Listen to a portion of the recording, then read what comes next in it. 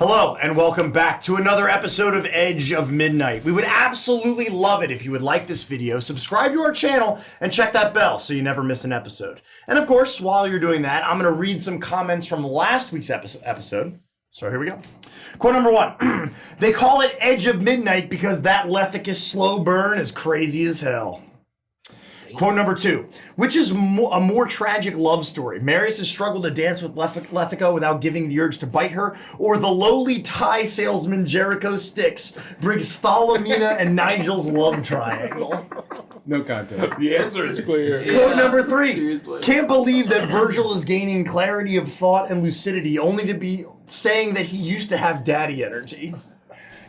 And quote number 4, I'd like to remind everyone that Andy reminds us every session that this is a mature stream, like extra mature, with dark themes like body horror and an undead crocodile pretending to be a homely young lady trying to seduce his vampire teammate by using his scarecrow teammate during dance lessons. Viewer discretion is advised. Thank you. Make sure you leave a comment below and maybe yours will be read next week. And of course, as always, if you'd like to support the stream, you can become a channel member right here on YouTube. You can check out our merch shop and check out all the awesome stuff we've got for sale over there. You can become a patron over on Patreon to enjoy our exclusive campaign, Shroud over Saltmarsh. And lastly, go to thecrookedmoon.com to pre-order your copy of The Crooked Moon today. Thank you. How scandalous. These headlines are quite shocking. Man, this hook has me sure intrigued. Oh wow, 10 ways to do a thing? What I've always wanted. Hey, Gary, what's going on, man? I'm just reading trashy tabloids. Oh, I mean, I didn't mean to interrupt. So you're just reading tabloids? Well, yeah, and a little smut here and there. Whoa. That's all I do these days. Okay, well, would you be interested in something better? What could possibly be better than trashy tabloids and smut, Andy? That is preposterous! Help me tear this thing up. Yeah, get out of here, tabloids and trashy smut. D20 Saga is a monthly magazine featuring amazing segments from awesome writers like Ed Greenwood. Whoa, you mean the creator of the Forgotten Realms? I do mean the creator of the Forgotten Realms. Wow, Elminster's my hero. Mine too. He's the reason why I wanted to become a wizard when I was a little whiz. No way. Although, isn't that copyright of Wizards of the Coast? Maybe we should have mentioned Elminster. Well, you know. Every single month, you get to immerse yourself in an amazing campaign that starts at the humble beginnings of level 1 and goes all the way up to the epic levels of 20. Wow, from saving a cat to killing God, it's like I'm the protagonist of my own JRPG. Yeah! Yeah! And this campaign is a brand new scenario. It takes place in La Crema, which is a cosmic fantasy universe. Whoa, that sounds much better than my other fantasy, which is eating my weight in cosmic brownies. I don't know, that sounds pretty cool. It's really cool, but this sounds way cooler. You got plans after this? Because maybe we can do that. Let's do both! Yeah!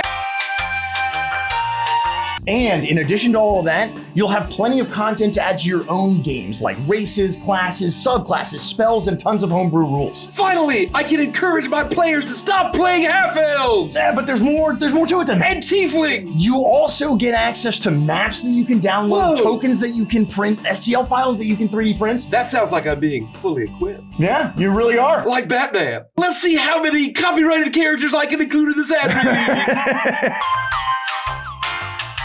So, Gary, the fate of the galaxy awaits heroes brave enough to navigate this new universe. How you feeling? Well, that's no bigger than a womp rat. Huh? Use the force, Andy. Beat me up, Andy. So sign up now and discover the adventure that waits for you in the pages of D20 Saga magazine. Do it! Yeah. Click on the link in the description and get yourself a magazine subscription that's just as good as Nintendo Power! That's right, go check it out now. The link is Check below. it out now! Check it out. Use the link! So did you buy the cosmic brownies already, or do we have to go buy them? Oh, Andy, I always keep 2 tons of cosmic brownies in my room. What? I thought for sure you were gonna tell me I was gonna have to put them on my credit card. No, you haven't noticed all the ants all over the place? We have ants? Yeah, they're all over the place. Yeah, it's because of the cosmic brownies. Okay, well, you know what? I can forget about the ants if we can eat the cosmic Shucks, brownies. let's eat cosmic brownies and read Nintendo Power. Okay, that sounds all pretty right, epic. fine. Come on, let's go. Let's go. Yeah. Thank you for being here. We are Legends of Evantris. This is Grimm's Day, and we will see you in the mist.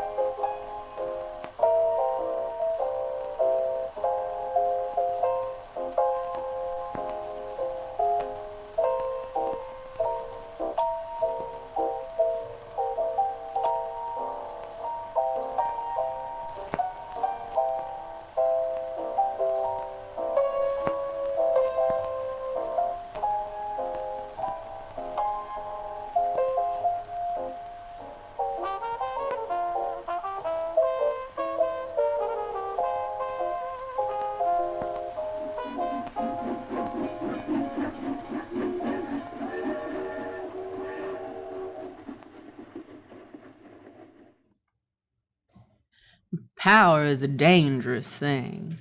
It seems like something that will solve all your problems and make everything right at the end of a hero's journey. But what lies at the end of the rainbow is rarely gold, and usually it has a terrible cost. You find yourselves inside of the dining room at Chateau Clair de Lune.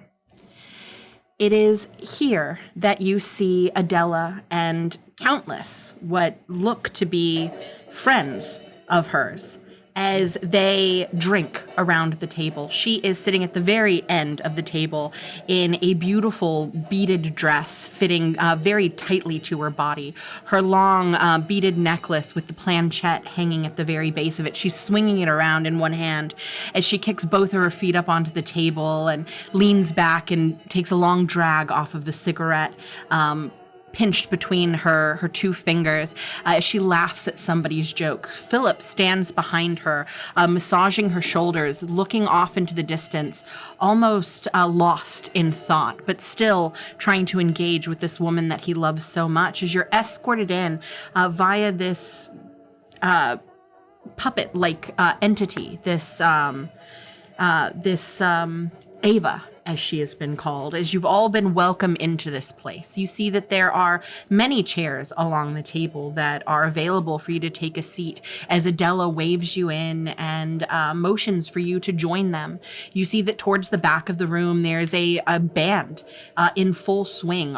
Every single one of the musicians appears to be some sort of ghoul-like creature, as one of them plays the trumpet, another blows on the trombone. There is a thin, ghoulish woman towards the very front who sings in a smoky, sultry voice. All a beautiful background music to the laughter and the drinks and the conversation.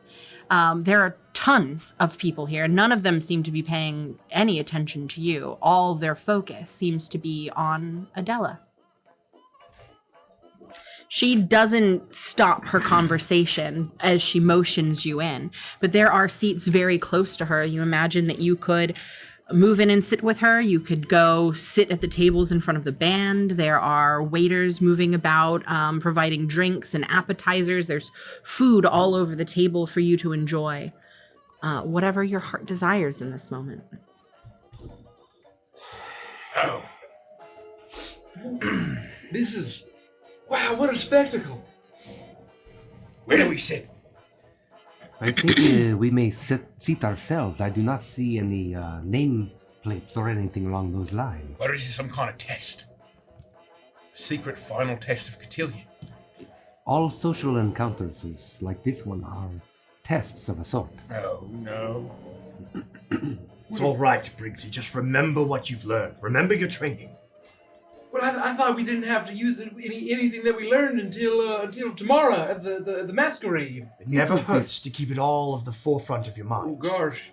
Looking around, you can see that nobody here seems to be utilizing any sort of manners that you had learned at the masquerade. There are, not only does Adella have her feet up on the table, but you can tell that there are quite a few people here who've already had too much to drink. There's dancing and laughter, and this feels a lot more casual. Does it look like drinks are being served, or do I have to go to perhaps an open bar or something like that? There is a bar along the wall where you could go and get drinks. You also notice that there are quite a few well-dressed servants milling about. These all appear to be Philip's servants. They're all ghoul-like or skeletal in nature, but they're all very well-dressed, very well put together.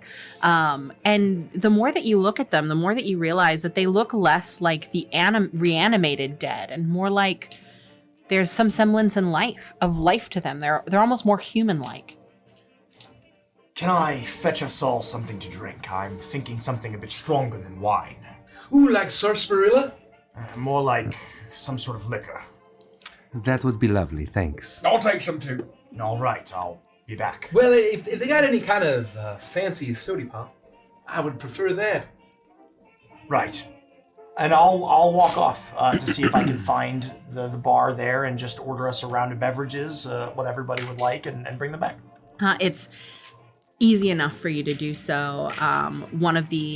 Instead of handing the beverages to you, one of the servants grabs a tray and piles all of the beverages on there and leads you back towards the table, motions towards seats that are very close to where Philip and Adella are at the head of the table.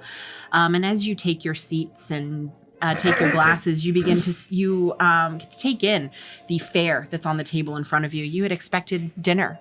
Dinner is what had been mentioned to you, but this table is lined with cakes and sweets and candies of all kinds. This is the birthday cake in the very center is multi-tiered, almost like a wedding cake, but for a birthday girl. And it is every single thing about this is pink and covered in frosting. Here's to a successful passing of Cotillion and all of our manners training. Thank you. Very nice. We did it! We did it! Cheers. Cheers. Briggsy, I'm very proud of you. You did what your old man said what you couldn't do. That's right. I think together we can accomplish anything. Well, at least Cotillion. But I mean, I guess we did do some mighty fine things out in Folson's. And I think we may beat them witches once and for all once we cut off the head of that there snake. I certainly hope that you're right, Jericho.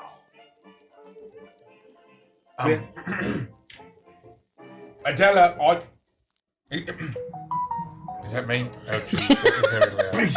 Briggsy, was that the sound of your that was voodoo step gun? one of Cotillion training is supposed to turn off your phone. Silence Silence your cell phone. Silence your cell phone. It told me Dan Povenmire has a new post. If I had a nickel for every time that happened, I'd have 2 nickels. That's very funny. Anyway, I don't mean to interrupt, but I wanted to say happy birthday, Adella. Thank you for the invitation.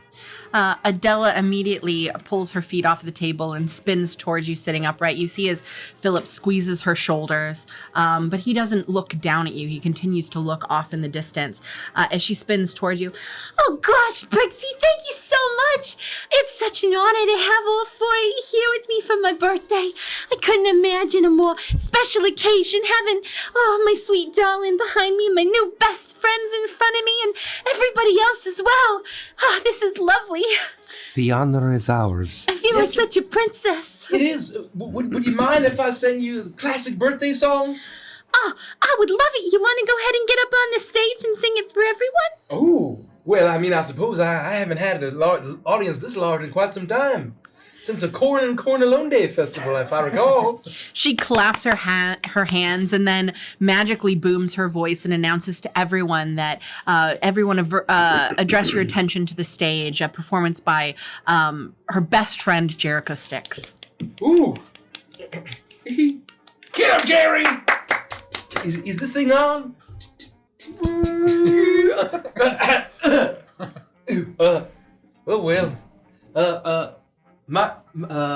My name is Jericho. Jericho Sticks, but you can call me Jericho. Most folks do. Woo! And Yeah! Oh, good job, Jericho! You're killing it! anyway, here's the birthday song. And I'll start plugging my banjo. Well, there once was this little blue bird what told me it was your birthday. I hope it was a happy birthday that bluebird did say to me. And then it ate a worm, and it didn't choke on it that time, but maybe it did later. And it was your birthday, and you had many wishes, 25 wishes in all. The first wish.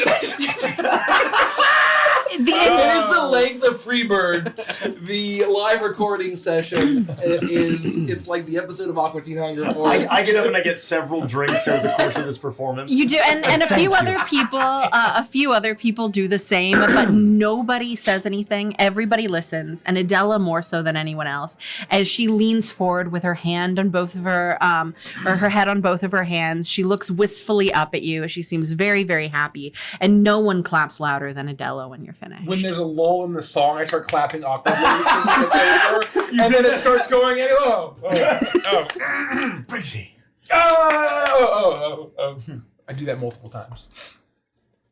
25 wishes later. Jericho, that was just the berries. Something. Well, thank you. I'm here all week, I think. I take requests. Jericho, Thank you. was that an original song, or was that something you learned? Well, I mean, I said it was a classic, but I ain't never had a birthday before, so I just kind of made up what I thought felt appropriate, what I would want to hear on a birthday. That's all. So, I mean, I feel like it feels very traditional to me. Did you all have a lovely day today? I'm sorry about the bloody tea incident. Oh, no need to apologize. Your health is, I'm sure, still recovering from your experience. I'm feeling a little tired, but it's not so bad. I'll be all right. I'm a strong gal. I can tell. I'm sure you will be fine.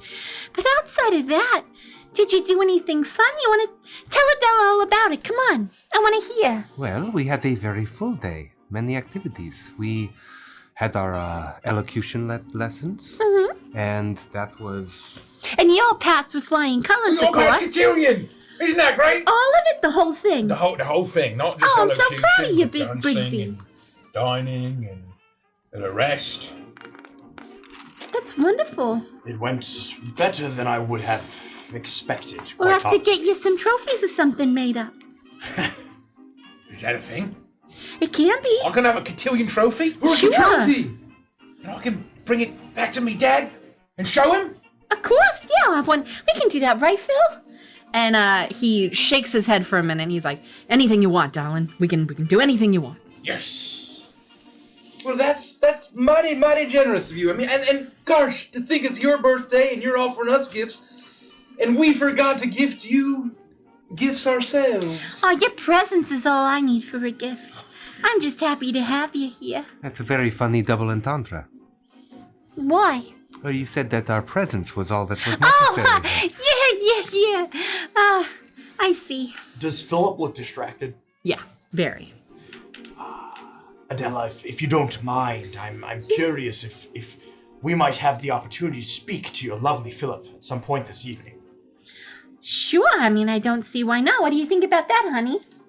And you see it takes him a second, and he's, I'm sorry, baby, what did you say?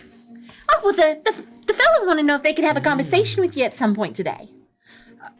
Yeah, I'll do the best that I can. I don't got all the time in the world, and there's a lot of stuff going on right now with some of the lords and ladies and the rest of Druskenwald, but for you, if I can find the time, I'll make it.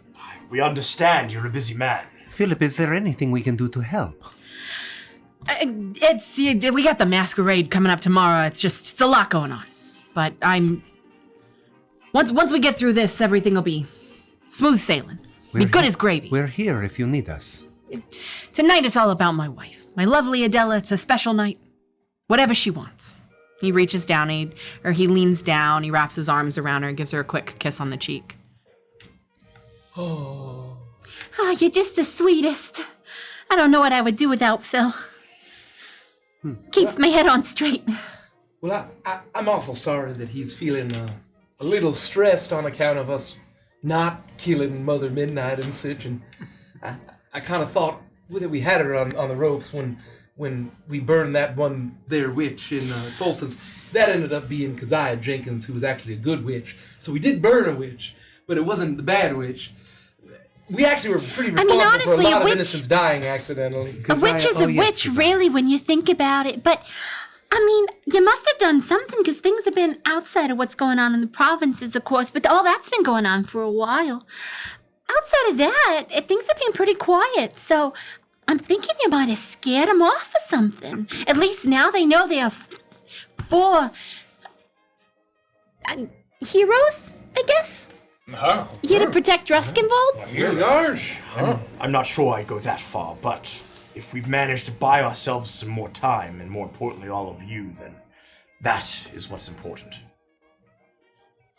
Well, and is there anything that would make your birthday extra special that we could do? I mean, I feel just horrible that I'm so glad you asked that, because Ava here has all of my stuff. I was hoping I could give you a Teroka reading just to make up for what happened with the tea leaf reading earlier. Teroka's really more my speciality anyway, so... How does that work? Well, we probably wouldn't do it here, so we'd want to wait until after dinner. And then we'd all get together. Phil's going to come, of course. And we'll go into the side room. Oh, we could go into the parlor. And then we'll turn down the lights a little bit, only light a few of the lanterns, maybe a couple of candles just to set the mood. And then we'll get around the circular table, and each of you will go in turn. I'll have you shuffle the decks. We'll pull cards, and we'll find out what's going on with your future. It'll be so fun. And it'll be intimate. It'll just be the few of us. I would like that very much. So would I. I haven't read Teroka in a while. Not since not in a setting like this since y'all came to Druskenwald. That was the last time I read your Teroka, wasn't it, Phil? He looks down at her and he smiles and he nods but doesn't say anything. I'm certainly interested in learning a bit more about what might be in store for us. It could be an interesting exercise. Well, if anything knows, it's gonna be the cards. How accurate are your readings? Oh, they're very accurate. And when you last read the cards, what did they tell you? Oh, I can't tell you that. That's Phil's privacy. You didn't read anything about us or the future of Druskenwald? It was just Philip's reading? Well, in my reading, it said that someone special was going to be coming to this place. And, well, sure enough, I didn't just get someone special. I got someone special. Because look at all you're here. It's very kind of you to say. But here's the thing. The cards feed off the energy of the person I'm doing the reading for. And you weren't here at the time. So I couldn't look into your future. Not until now, at least. And you're sure that they were referring to us? Who else could they be referring to? Well, you know, I knew a guy that used to do readings like this. And usually the readings are worded in a general way where they apply to most people in a very sort of spooky and eerie way, but really it's just a bit of subterfuge. Oh, that's not true at all. Well, I'm not saying that your reading would be. But that's what I'm just saying is if the reading happened to be general and maybe, you know, you read into it too much. That hurts my feelings, Briggsy. On my birthday, too. No, I'm not saying you were doing that. I'm just saying this other guy would do it. Never mind. I don't want to do Teroka No, my point was he was a con man. And just the art of divination is a sacred I'm working really hard one. to get better at Teroka. And now you're sitting here telling me it's all a bunch of cards swallowed. I'm not saying you're cards. No cards are being swallowed, Miss Adella. I'm Not just at all. saying- No swallowed cards here.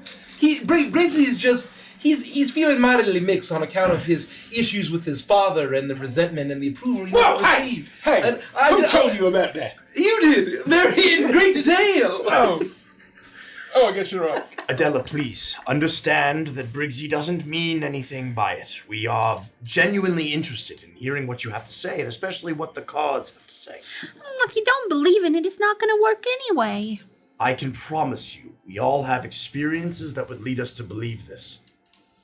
I am Briggsy. very eager. Aw.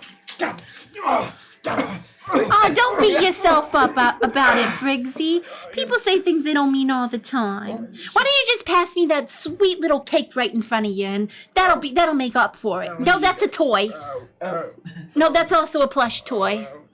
That's another one of the plush Available toys. this June. That's another plush toy. It's right next to the clown, but between the cat.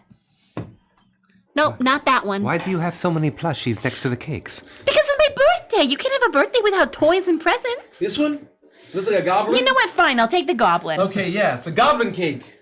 Hopefully Not a it's not cake, made it's out a of toy. genuine goblin. But she just holds on to it, and eventually you see one of the ghouls move over and take the cake she had been directing you to and bring it back towards her, and she begins to eat it. It's just that in Cotillion, they said that at social engagements, to contribute to the conversation, tell a relatable story from your life that sort of relates to the conversation.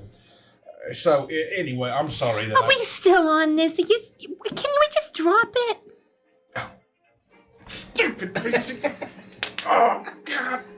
Adella, I'm very eager to contribute my all to the reading. I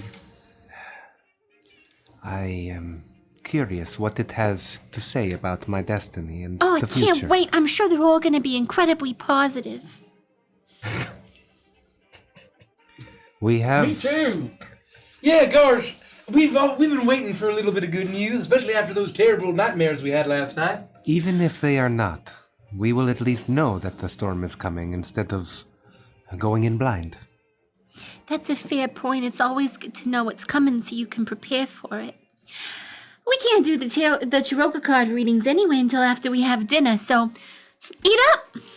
All right, that sounds like a plan. Well, yeah, we'll eat. When is supper being served? I see a bunch of cake. I want Well, to it try and is. fill up. What? Pretzel? Is there a pretzel? Oh. You know, how do they tie it in this? Well, it's still soft when they Oh, it should still be soft they now. spin it up and then they twist it. And we forwent the salt and we put powdered sugar on it instead.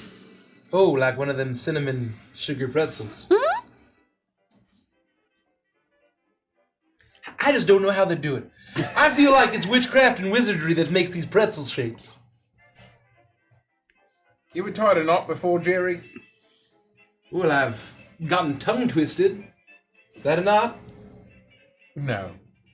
It's look. If you take a look, it's like they start a knot and they just stop halfway through, and that's it. And then they bake it. Well, gosh, that sounds awfully complicated. I think you should learn. I think you would make a fantastic baker. You're very creative. Usually, the process that I'm most connected to is just kind of standing out in an old wheat field before it even gets reaped and milled and turned into bread like that little red hen once did.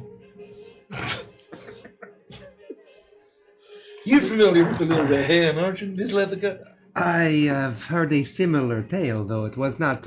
It did not follow the exact events of what you are describing. Well, I can sing you the song of the little red hen if you're feeling the tune. Oh, There there's is a whole song about it. There's a whole stage. song. There's a stage right there and some sort of magic mouth device. Oh, would y'all like to hear the song of the little red hen? Yeah, we would absolutely. Yeah. Right up on this stage, Jericho. Let's go. One more song. Okay, I learned this one from a certain kind of fella who had a bit of an avant-garde sort of way about the song as an interesting telling of the tune. Okay, here we go. Is this on? Is this on? Hello? Hello? Hello? Okay, Hello? it's me again. Oh, yeah, This okay, is old it's me Jericho again. Sticks. You can call me Jericho, most folk do. Gosh, I fucking hate you useless fucking freeloaders. You don't get any fucking bread unless you fucking help. And About halfway through Jericho's song, the door to the room bursts open, and you see immediately the room goes completely silent, except for Jericho, who continues to sing the song. You lazy fucking fuck. As a ghoul-like creature, much taller than the other servants that are milling about, but still of a similar kind, looking almost soldier-like, rushes through the room. Adella immediately tenses up and looks up to Philip, who's looking off into the distance. She reaches up and pulls on his lapel and motions over. You see a look of, you see his face almost fall as he sees this this person walking towards him. And as he does, you all feel the cold air that surrounds this entity as he walks past you. Walks right up to Philip. He's just a little bit shorter than Philip. And you hear him mumble to him that he needs to speak to him.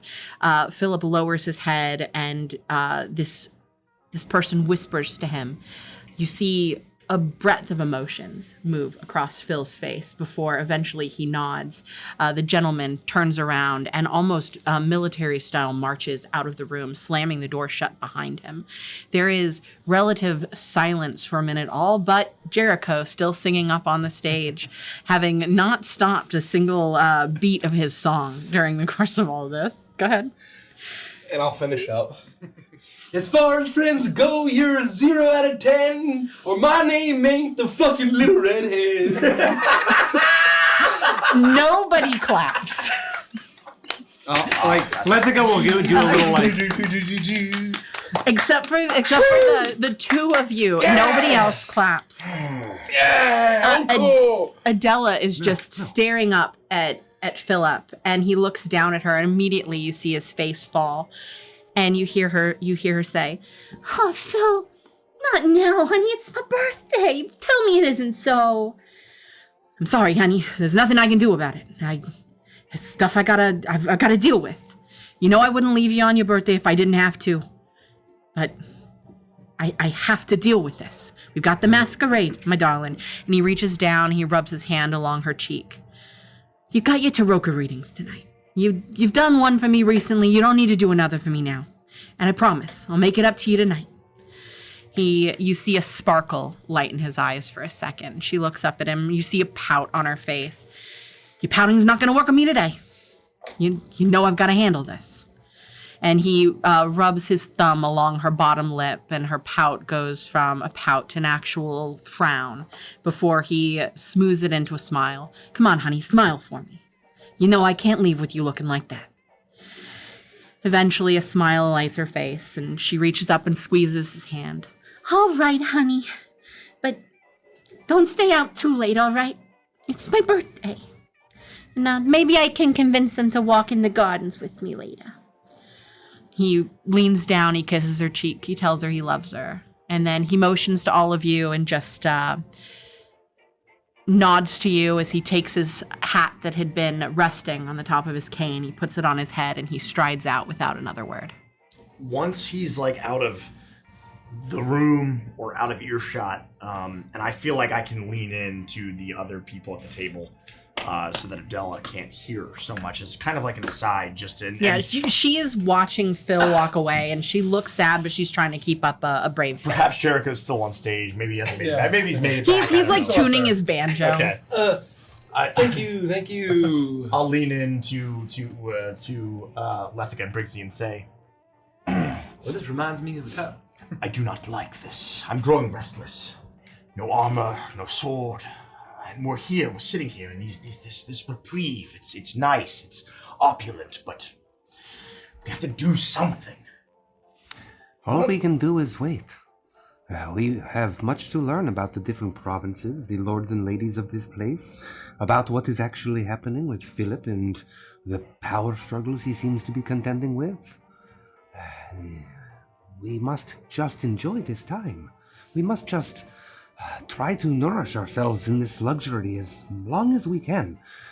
The horrors of whatever this land has in store for us can wait. I am rapidly growing tired of waiting. Yeah, I mean, it's not that much longer. I mean, all we have to do is make it through, and he's got our fucking artifacts. And that's the other thing, too. I can't get that damn cup off my mind. We're so close to not being cursed. We can hang in there. Oh, hold on. Play Bird What is Free. Play Bird What is Free. Well, then I says to the fella, well, that's mighty fun. Oh, what's that? Bird What is Free. Oh, Bird What is Free. I know you know that one. I mean, gosh, I feel a little beset upon, but you're right, he's right.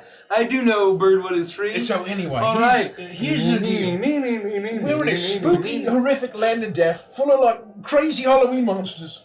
I feel like, he's got a lot on his shoulders. And he seems to have, he doesn't really have a handle on the whole witch situation, but other than that, it seems to me like just a lot of spooky stuff happens all the time. This is probably a very normal thing, if I were to guess. He is ruler of this land. There are many demands on his attention. If he needed us, he would call on us. Fine. So be it.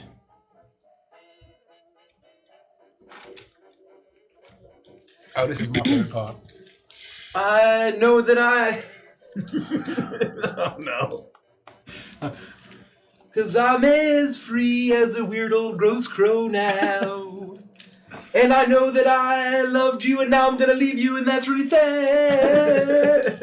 I don't really care. You got a good laugh out of Derek with that one. It was the end. Spot on. And I do the entirety of the, I do a banjo solo. Oh, the best part's coming up.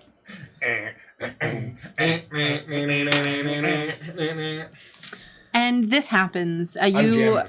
Adella cheers up after about 10 minutes or so, and though she does occasionally look towards the door almost wistfully, hoping that Phil will come back, she still continues to entertain the guests and chat with you. She talks to you about many things, and she is, you can tell, a little bit tipsy, but not too much, just enough that she's having a good time as hour after hour passes. And throughout the evening, the dancing slows down. The band doesn't stop, but the types of music that they're playing takes on a more softer tone.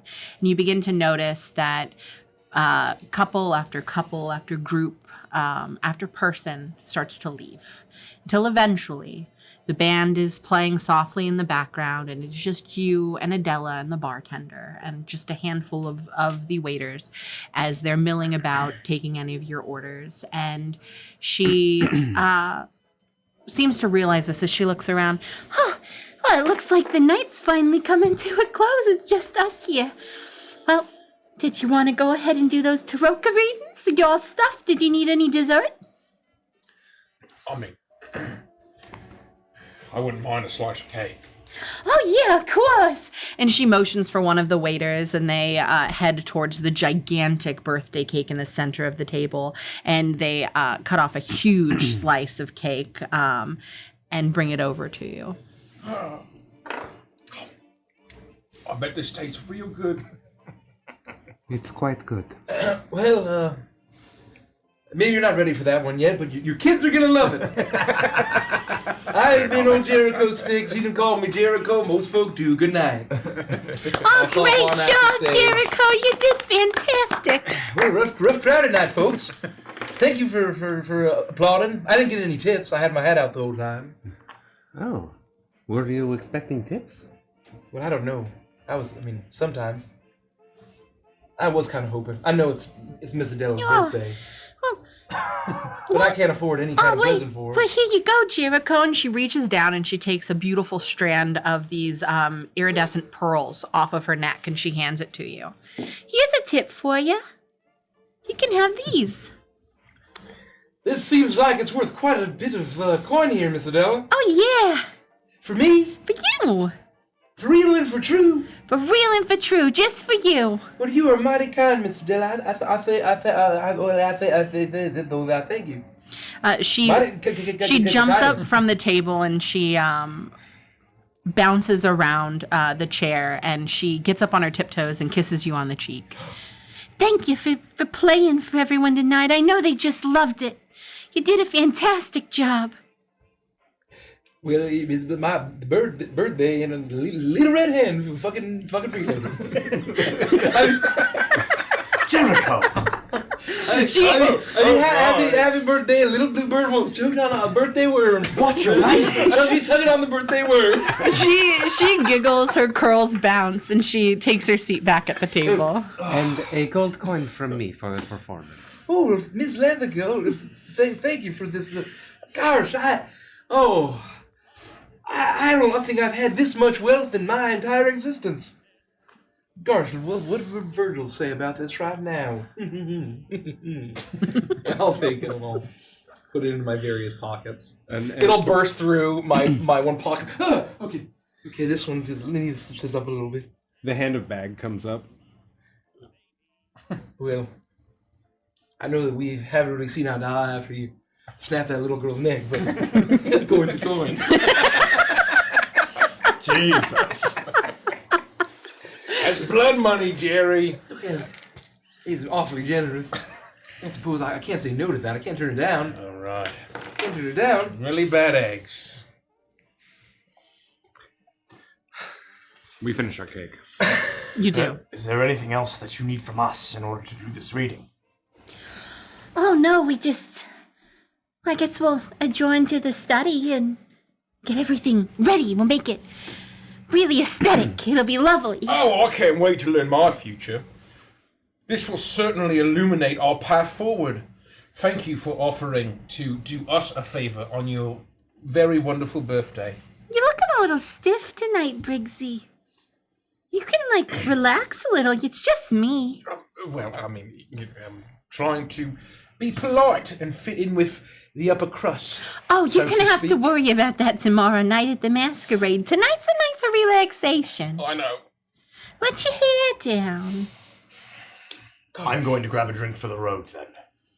All right. Well, get whatever you need. I'm going to head into the study and get it ready, and you head on in whenever you're ready. Okay, I'm so excited. A good old sody pop for the road sounds wonderful. We'll be right behind you. Adella quickly jumps up and she runs around the table and throws her arms around each of your shoulders and gives you a quick squeeze before grabbing a cocktail from the bar and rushing into the adjoining parlor. Immediately, you can see the lights in there dim as she clearly extinguishes a couple of the lanterns, and then eventually you see dots of a flickering candlelight. She is making the place, setting up the place for the perfect reading. Gosh, you think I should have not played tugging on the birthday worm? Probably not. I think many enjoyed it, though I wasn't sure how intoxicated they were. I feel like maybe I read the room wrong. Perhaps a little. Gosh, I could have swore I just thought that she was gonna enjoy tugging on the birthday worm. Jericho, do you know the definition of the word euphemism? I don't know the meaning of the word. Well, I think the whole song was a euphemism. No, it's about on your birthday you save a bluebird's life after tugging on the birthday worm out of its gullet, and then you get blessed by the magical bluebird benevolence that represents joy and happiness and good crops for a good season, good harvest. Perhaps that's literally what the lyrics might be saying. Yeah, it's like tugging on the birthday worm. There's what we call subtext, Jericho. Yes. There are words beneath the words. It's pretty deep and metaphorical. How are they beneath the words? But I don't know how else to say this, Jericho. The worm is a penis. The worm, the what? Jericho, the worm is a penis. Gosh, what's a penis? Oh,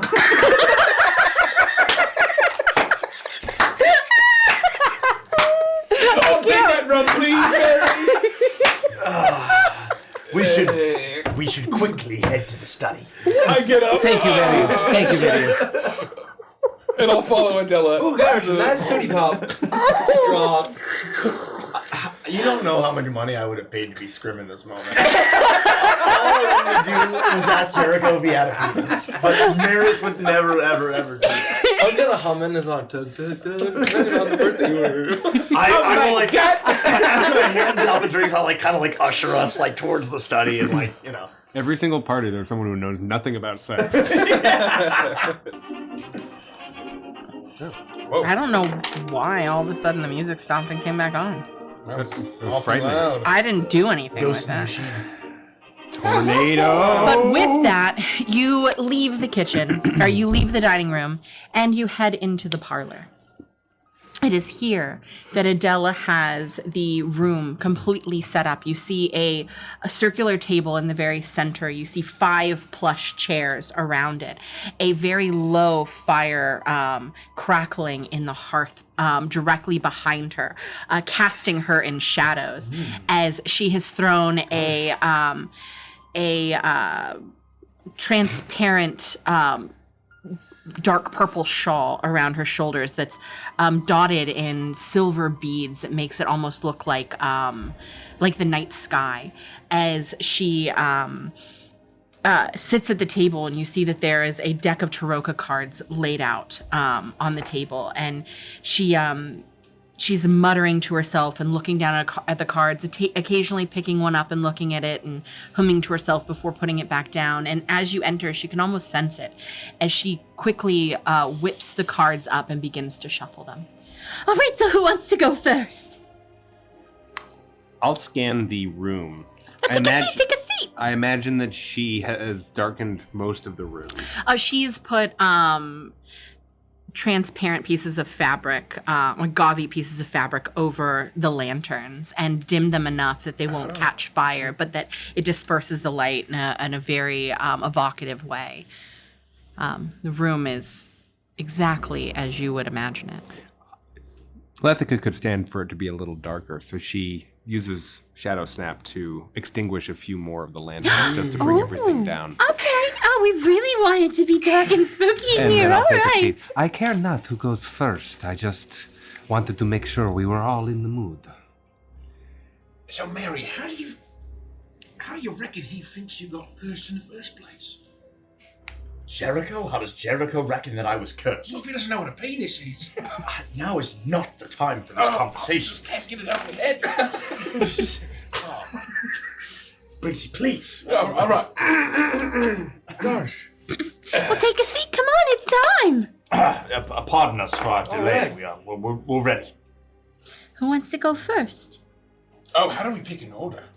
Why, just whoever wants to go first. Ooh, should we draw straws? Oh.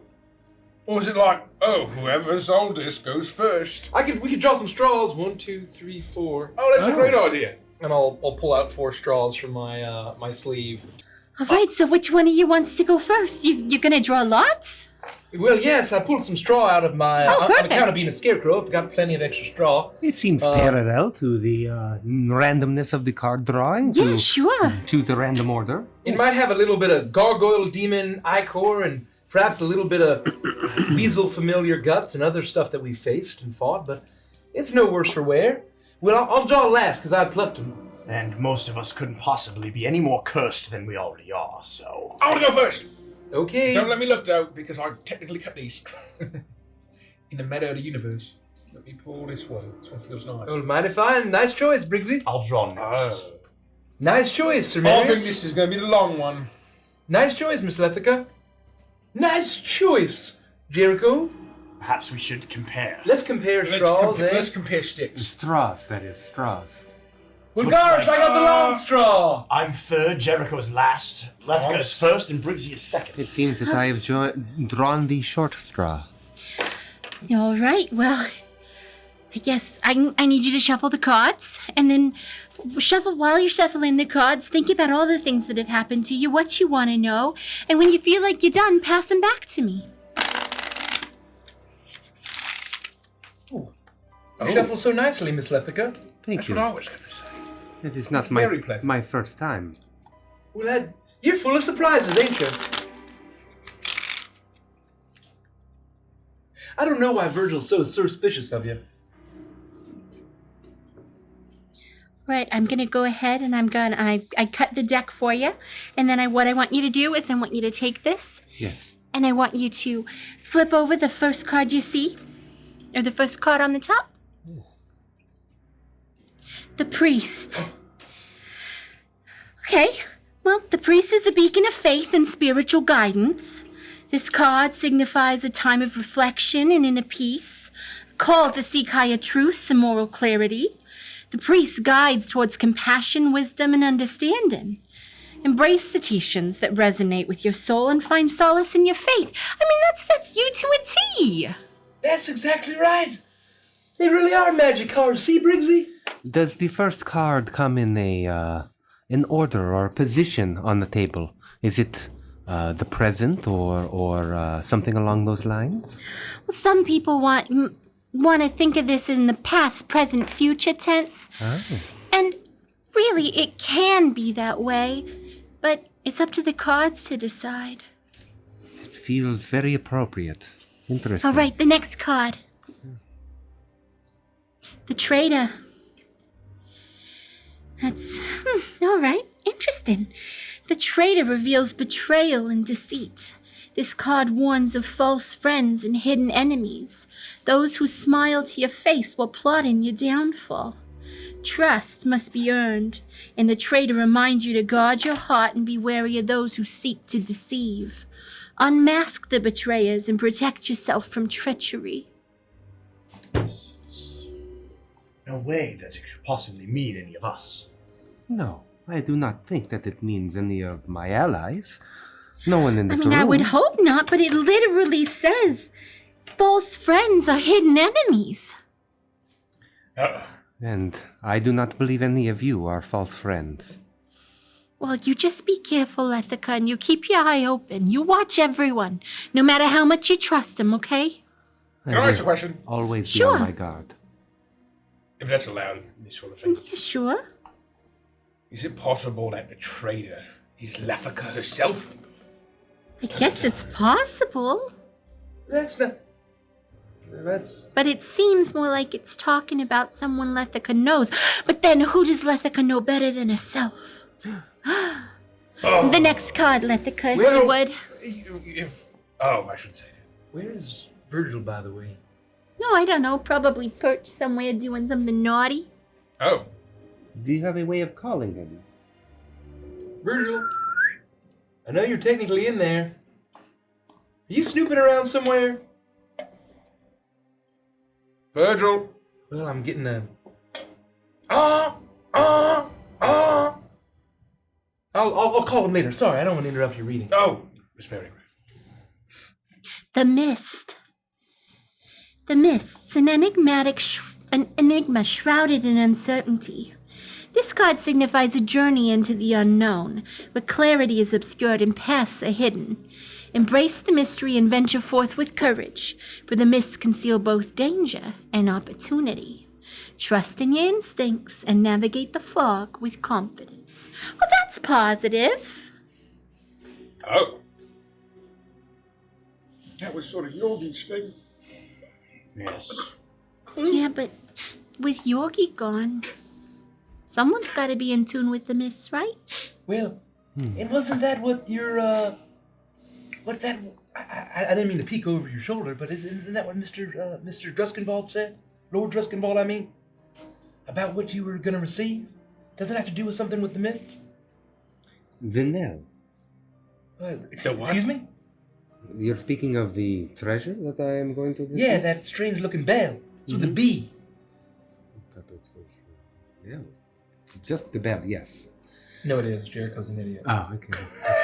You're confusing that. That's a type of horse. I don't think that is true, but perhaps from where you come from, I Doesn't know his horses. will navigate with as much confidence as I can muster. Great, that was a wonderful reading, mostly. Who's next? Oh, Briggsy's turn. it's my turn. You got the third straw. All right, go ahead and shuffle the cards. There you go, Briggsy. Good luck. The miss. The miss. card. I don't certainly pretend to know what these cards mean, but perhaps we must press on. It's just saying that we have to be resilient. What if it's past, present, and future? Then you, you as a priest, priestess, pardon me, The present is a traitor. a traitor, which would then lead to the mist in the future. Well, gosh, that's awfully suspicious. How many times do I shuffle these? Just until you feel in your very core that All right, the I'm cards are speaking to you. So last time I had this done, the fella that did it, he would sing a little song while he did it. Is that normally part of a reading like this? No, not any that I've done, but if you want to sing a song, if it'll make you No, feel better. It wasn't me who sang it. It was, he was singing about like the past, the present, and the future. All right. Oh, I understood that reference. Right, I'm going to go ahead and cut the deck for you. And now I need you to go ahead and flip over the top card for me. Good luck. The swashbuckler. Oh, gosh. Oh, that's so what I am. It is! The swashbuckler dances on the edge of danger, a symbol of daring and adventure. This card speaks of bold moves and audacious plans, urging you to embrace your courage and take risks. Life is a grand tale of adventure, and the swashbuckler reminds you to seize the moment and live with passion. Oh, that's so right.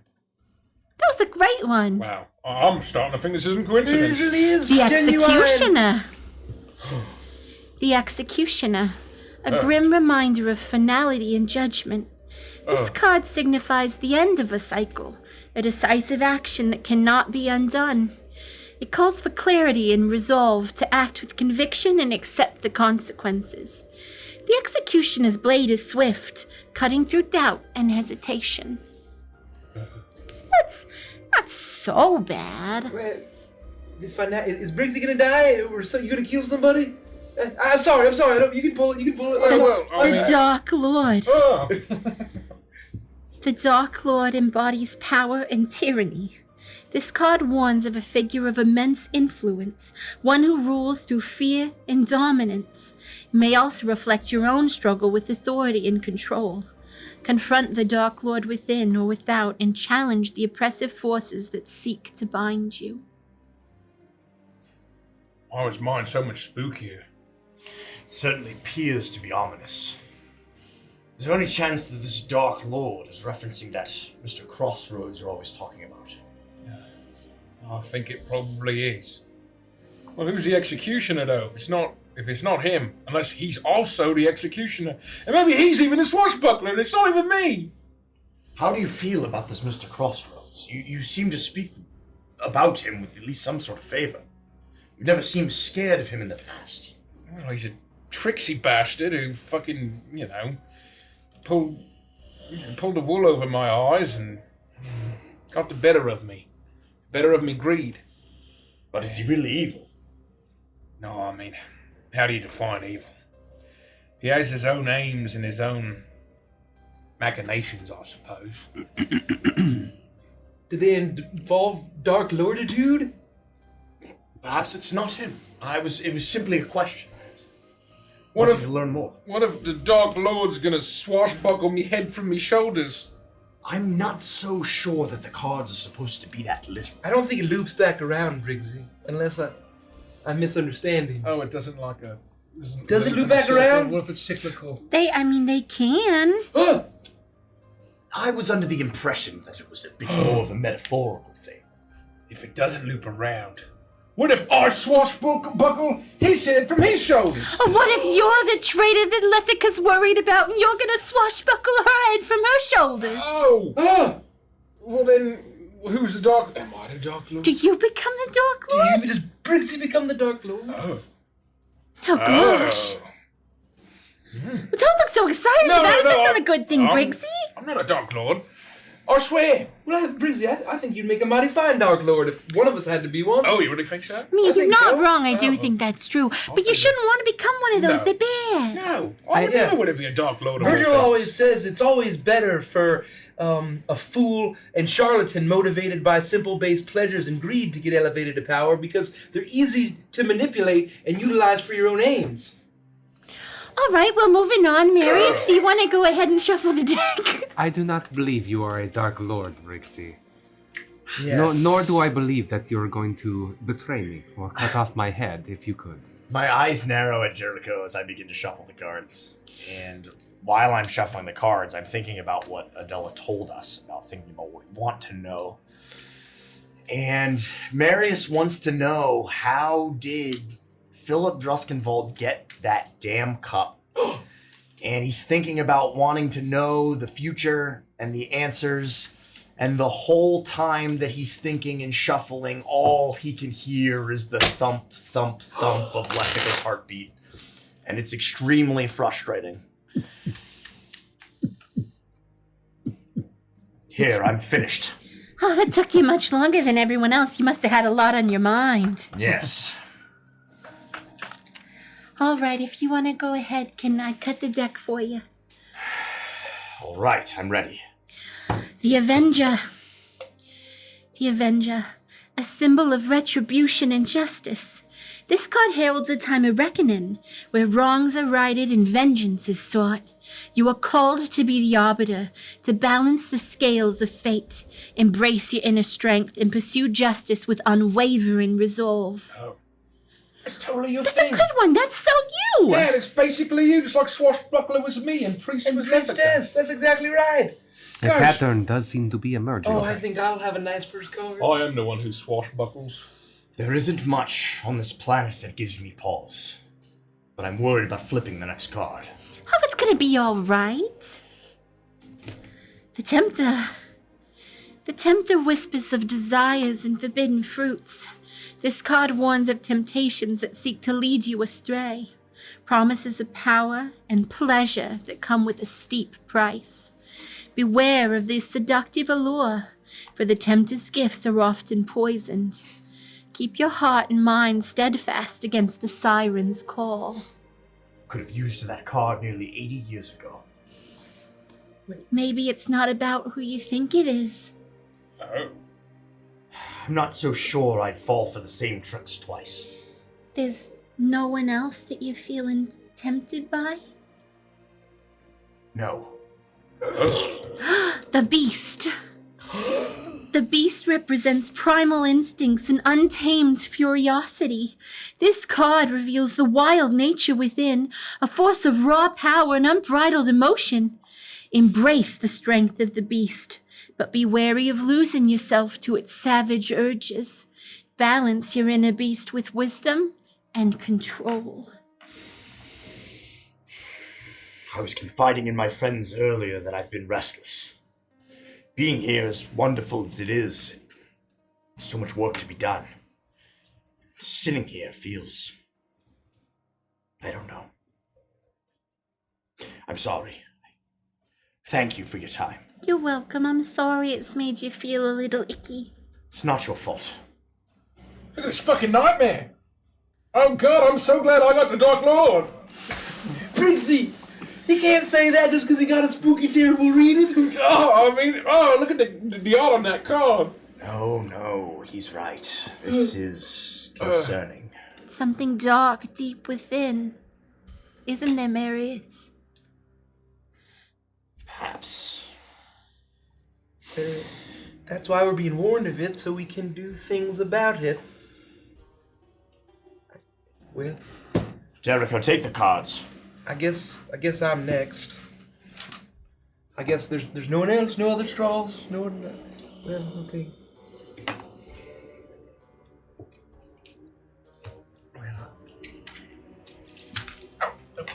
I'm a little sorry.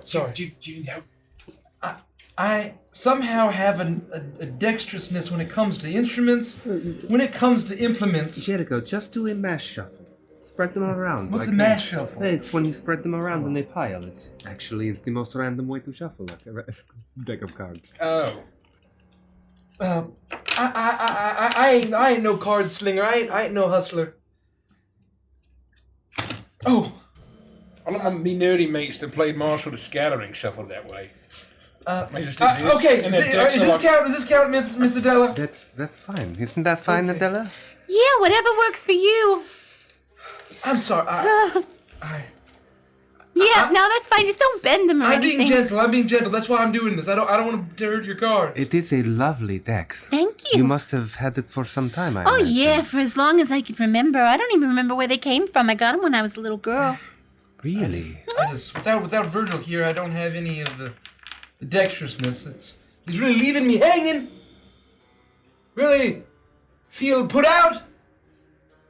Okay, well, here you go, Miss Adella. All right. I'm going to go ahead and cut the deck for you. And now, if you want to go ahead and pass that back. All right, Jericho, I can get this done right away. Here we go. Right, the marionette. The marionette is a symbol of control and manipulation. This card speaks of unseen forces pulling the strings, bending your will to their desires. Beware of those who seek to dominate your actions, for you may find yourself a puppet in a grander scheme. Look closely at those around you. Trust is a fragile thread easily severed. Oh, gosh, why does everyone get something cool? And couldn't they have the tunesmith or the minstrel, The songbird, the songbird, the troubadour, the sweetheart. the sweetheart? That's exactly right. It stands to reason, Jerry. I mean, Perhaps.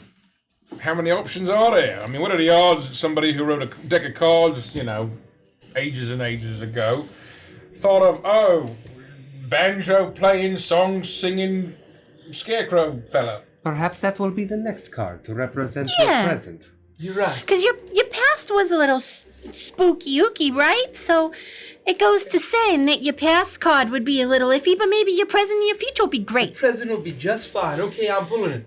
Let's go. The dungeon. Don John. Dungeon. Yeah, the dungeon. The dungeon signifies confinement and isolation. It probably gets better. You may find yourself trapped, either physically or within the prison of your own mind. This card urges you to seek the key to your release, to break free from the shackles that bind you.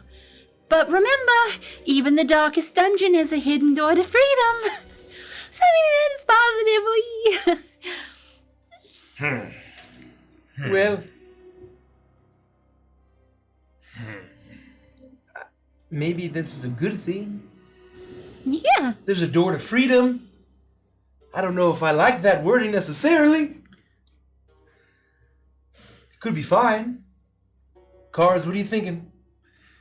I mean, I think maybe I'm doing a jailbreak, like... Remember that song I played? Not a prisoner. I'm a free bird. Tonight there's gonna be a jailbreak. Well, not that one, but that is a great one. That's a great tune, yeah. Oh, Jericho, different one? I have a question for you. The Skinny Lizards. There's several times that Virgil, or whatever you want to call it, comes forth. Do you feel trapped? Do you feel alone?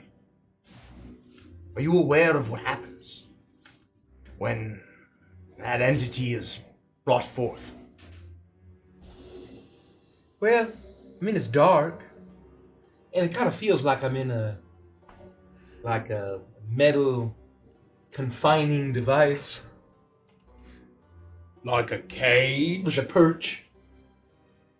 Bird cage? But I guess what's interesting is that ever since Virgil had a bit of a taste of old Gargoyle Demon and Baylor and Knights of Sin and such, and the Archbishop and his love for cream puffs, ever since I go in there, it's different.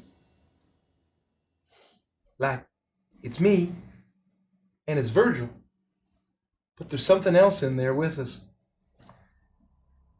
Like, Virgil's trapped in there too. And there's something else. And it speaks through Virgil, and it's angry, and it's awful crass and coarse. And I'm mighty afeard of it. And it's not Virgil? Well, I thought it was, but Virgil was had Virgil something else. I don't know. I'm just confused. I ain't smart enough to parse any of that out. Jericho, I hope that you find the key to your freedom soon. Well, perhaps we will, and that'll finally shut old Virgil up. Have you ever been swimming, Jerry? I've been thinking. I knew an old pirate named Don John. He ran a surf shop. I wonder if... What's surfing? Oh, it's a long story. Probably just a coincidence. Maybe it's about that we're both... anyways, the next card will probably be fine. The future. The Raven. That's not so bad, probably. Oh. The Raven, a harbinger of messages from beyond. This card brings omens and secrets, truths whispered on the wings of night. Pay heed to the signs and symbols that cross your path, for they carry vital knowledge. The Raven calls for vigilance and an open mind of the mysteries of the world. It's a dumb question. Are we sure? Have any of us ever actually checked to see if Virgil is a crow and not a raven? Is it obvious? I would say, yeah, it's obvious that he's a crow. I mean, I certainly would not say that Marius is a bird expert. Well, that's a little... I mean, it's a little wrong. Oh, it's close enough. I mean, this seems pretty straightforward. Yes, how strange. That was fun, wasn't it? Oh, I just love the Teroka readings. Oh, yeah, that was really fun. Thank Oh, you. happy birthday to me. Happy birthday. Happy birthday. Happy birthday, Adella. Happy birthday, Miss Adella. Is there Aren't you all just the happiest right now? Very. And it helps that we are in such a beautiful place of luxury, which you Oh, thank you. crafted with your husband. I sure do love my home, and I'm so happy to have you as my guests. We're happy to be here. Is there anything else that you want to on your last few hours of your birthday? Oh, yeah. I was hoping that maybe we could go on a walk through the gardens tonight. I mean, at this time, they're absolutely beautiful with where the moon is in the sky. Oh, you just can't beat it. That sounds delightful. Seconded. We would be honored.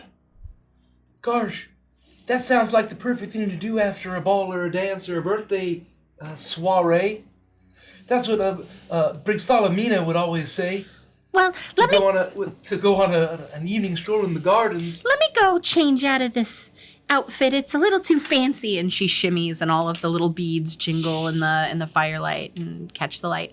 Let me go put on something a little more appropriate for garden walking. And oh, do you know how to get back to your room from here? It shouldn't be too difficult to figure out. Do we? Since we're leaving the inside of the house, I think it might be best if you get dressed into what you're most comfortable in. The moors can be a bit dangerous sometimes. And if anything were to happen, I would want to make sure I was protected.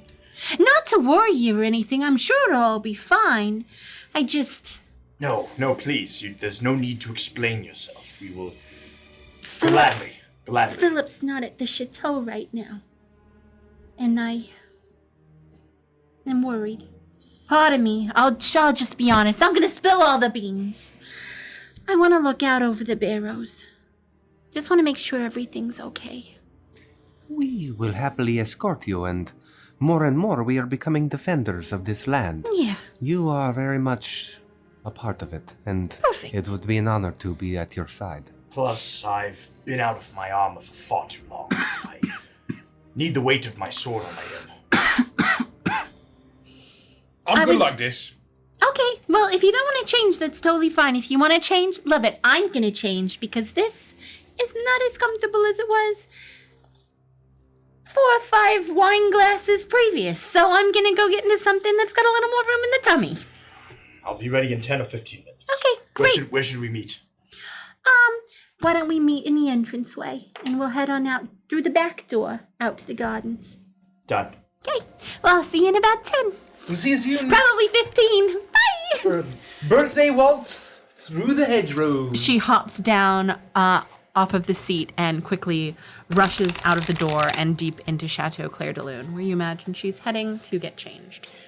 Well, if none of you need anything, that's fine. I have to go get my armor and my weapon. But take me 10 minutes and I can meet you at the front. Well, I was just getting used to the powdered wig and the fancy clothes. Certainly don't have to change. No one's going to make you. Well, what if I trip in the bogs or whatever she said? Barrows. Oh. Well, what if I trip in the barrows? The moors. I don't know. It's fine. Aren't barrows and moors, isn't that like wet? Maybe a little swampy. I'm not sure. I haven't been back there yet. I just don't know the meaning of the word. I don't think I can help you. I'll join you. All right. I will return with Marius to put on my filthy clothes. Yeah, we would just go quick. And I would take 10 minutes to don my armor. So between the two of you, you get lost a couple of times, but you're quick enough that you're able to eventually find the room, don your armor, and head back towards the entranceway where I'm assuming Jericho and Lethica are going to meet. I very quickly would remind Jericho to keep on the lookout for Virgil. And then before getting up and making my way to get dressed myself, would reach over for the tarot deck if it's still there. Yeah, she left it on the table. I'd shuffle it. And... Dun dun dun. Dun dun dun. And then I would get up and... I wouldn't see that. No. What cards did you pull? It's very interesting. Very interesting. Did you just pull 3 random cards on the top? Yeah. Okay. 1, 2. I didn't see it. So the idea is that Lethica was just trying to see what would happen. You were just shuffling. Just as a quick glance for her own... Thank her you. Just own, curious. Yeah. Interesting. Once we're armor is done and we're changing into our filthy clothes, Marius would be happy to feel the weight of his sword like hanging from his hip again. No shield, obviously, and the weight of his armor on his body would make him feel good again. Like he's missed being a warrior, and again, as much as the opulence is nice and the rest is nice, there's a yearning to get back in the field and do something of worth that he feels is worthy. Are you ready? Oh, I'm as ready as I'm gonna be. All right, the others should be waiting at the entrance. Let's hurry. All right. As we're walking back, Virgil will fly up towards him. Oh, Virgil, you're back. What? Oh no, I know it. We were both there. We saw you. You've been just looking at the key that whole time. Well, we know that it's genuine. What does that have to do with What does that have to do with Miss McDuff? Gosh, you're talking crazy lately. I don't know what to do with you. Yeah, there was a raven. How's that feeding? You're a crow. That's preposterous. You're speaking nonsense. We're going on through a walk through the gardens. Why don't you go keep looking and snooping around like you do? Get out of my hair. Buzz off. And Virgil will fly off. On our way back, while we're walking, I'll lean over to Marius. Old Adella's pretty perceptive, don't you think? I suppose so. She's been known to have some sort of extrasensory perception of some kind, glimpsing the future. No, I'm just saying that Temptress card came up, and I think she knew exactly what it meant. You think she knew exactly what it meant? I think everybody knows exactly what it meant. What do you think that it means, Briggsy? Oh, Mary. Come on. It's obvious. Enlighten me. You, Lethica, 2 unreasonably attractive companions, sharing secret private moments together more frequently than one might expect. There are no secret private moments, and the only temptation from Lethica is the taste of her blood. Well, I mean, you kept glancing down at her chest. I would never! Briggsy! I'm a gentleman, a knight! I meant to look at where her heart would be, Marius! I'm not so sure that's what you meant, Briggsy. Well, you'll never know what I meant. I'm just saying. Give me a break, Briggsy. I'm doing the best that I can here. Everybody knows it. And, you know, what's the harm is all I'm going to say, you know? Do you understand what the thirst is like? Do you know what it's like now that I've tasted humanoid blood? I mean... I don't want the others to know. I don't want Rethica to know how difficult this is for me. I'm struggling here. So is it, I mean, how bad is it? I mean... Bad! It's very, very bad. Is there something I can do? No, I don't think so. I don't think there's anything anyone can do. I'm not sure how, really, if what I have is considered blood. You know, I don't know if it scratches the same sort of itch, but I'm happy to, you know, drain some of it for you. 1, gross. 2, you have no heartbeat. All right? That's fair. I'd have to, like, scoop it out, I guess. I'm not sure how I would manage. Enough of this. I need that damn cup. We're close, all right? You and I were both going to have heartbeats. It won't just be Lafaka. So you won't have any excuse to stare at each other anymore. Regardless of the temptation, I'm not going to fall again.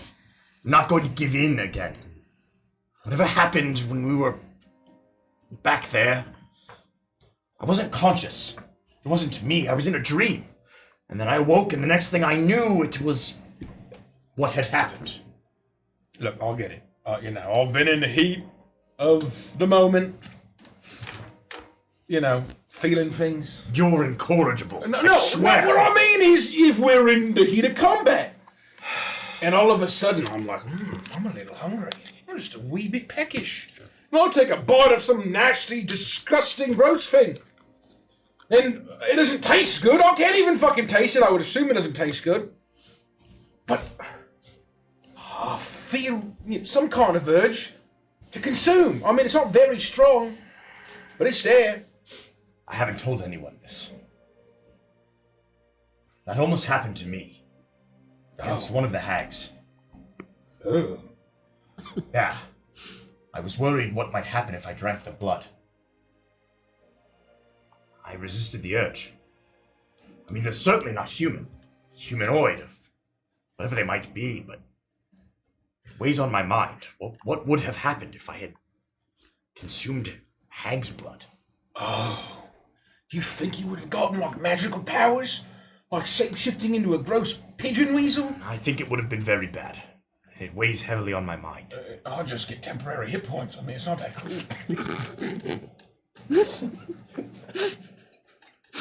The others are waiting. You're right. Let's go. He's only gotten one boot on. I'm as free as a bird what is free.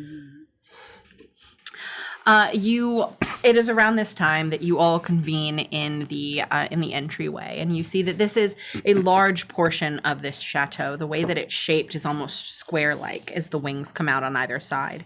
And this entryway is large. It extends the entire width of the main portion of the chateau. And though there is an entryway directly in from the front, there is also a large glass double door that leads out to the patio out back and eventually down into the gardens that look out over the rest of the moors and potentially the barrows, as you've been told.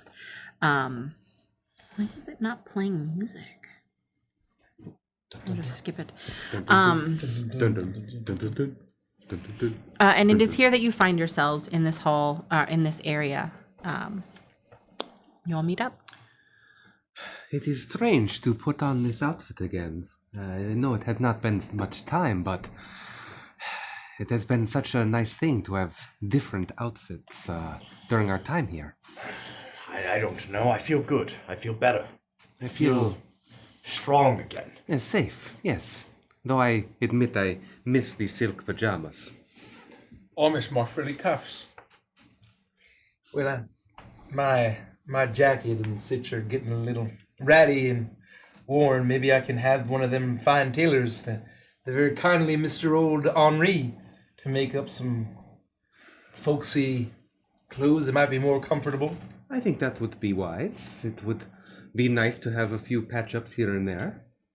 That'd be nice. And I'm really looking forward to enjoying a nice garden stroll after all the dark things and Lord Druskenvall being all preoccupied about things going on, and everyone's a little on edge. You look a little on edge, Marius. Well, we all should be. We need to be on guard. We heard what Adella said. Things might be happening. There might be dangers where we're going. Hopefully it will just be a routine walk and we're keeping an eye on her for Philip. But be ready for anything. And it is at this time that you hear the sound of soft footfalls in the stairwells that come down around, leading from the second floor down to this main floor area. And you see descending those stairs is Adella in a beautiful white cotton dress that looks perfect for strolling through the gardens. She has her hair piled up on top of her head. She has a little bit of baby's breath nestled into the coiffure. And she looks radiant, spectacular. As she slowly makes her way down the stairs, she trips a little bit on the hem of her dress, but rights herself and giggles. That was not planned. She falls down the stairs. Her neck breaks and she's dead. It's very funny. I cast Revivify. It doesn't work. Her soul does not want to return. No, she makes it down the stairs easily as she joins you.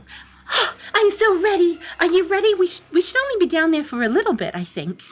And you wanted to go to the barrows? Well, I don't want to go to the barrows. So as you saw when we were at the house that once was crooked and now doesn't exist at all, Philip has control of all of these. This is a veritable army that he uses to protect our home and Druskenvald and myself, of course. And he keeps them resting in the barrows. And I just want to make sure everything's all right with him being gone. He doesn't take them with him, you know? Do you know the nature of this control? Is it an agreement that they have with Philip, or does he truly command them and their thoughts, their Oh, actions? I don't think he commands their thoughts. I'm sure they can think whatever they want, but, you know, they belong to him. They work for him. They're his to control. How he does it, I don't know. I've never spoken to him before. Like sworn, an ancient oath type thing. Yeah, kind of like that. Like the great tales. You can tell they just love him, though. They would do anything to keep him safe. They were right at his side at the moment he learned you were in No, danger. yeah. And they love me too by proxy, of course. So, I don't know, I just feel unsettled. He hasn't been himself the past couple of, ever since, you know, what happened at the house that used to be crooked but doesn't exist at all anymore. And so, he's obviously got stuff going on with the Iron Maiden and he's got whatever's going on and some of the other areas of Druskenvald, and it's just,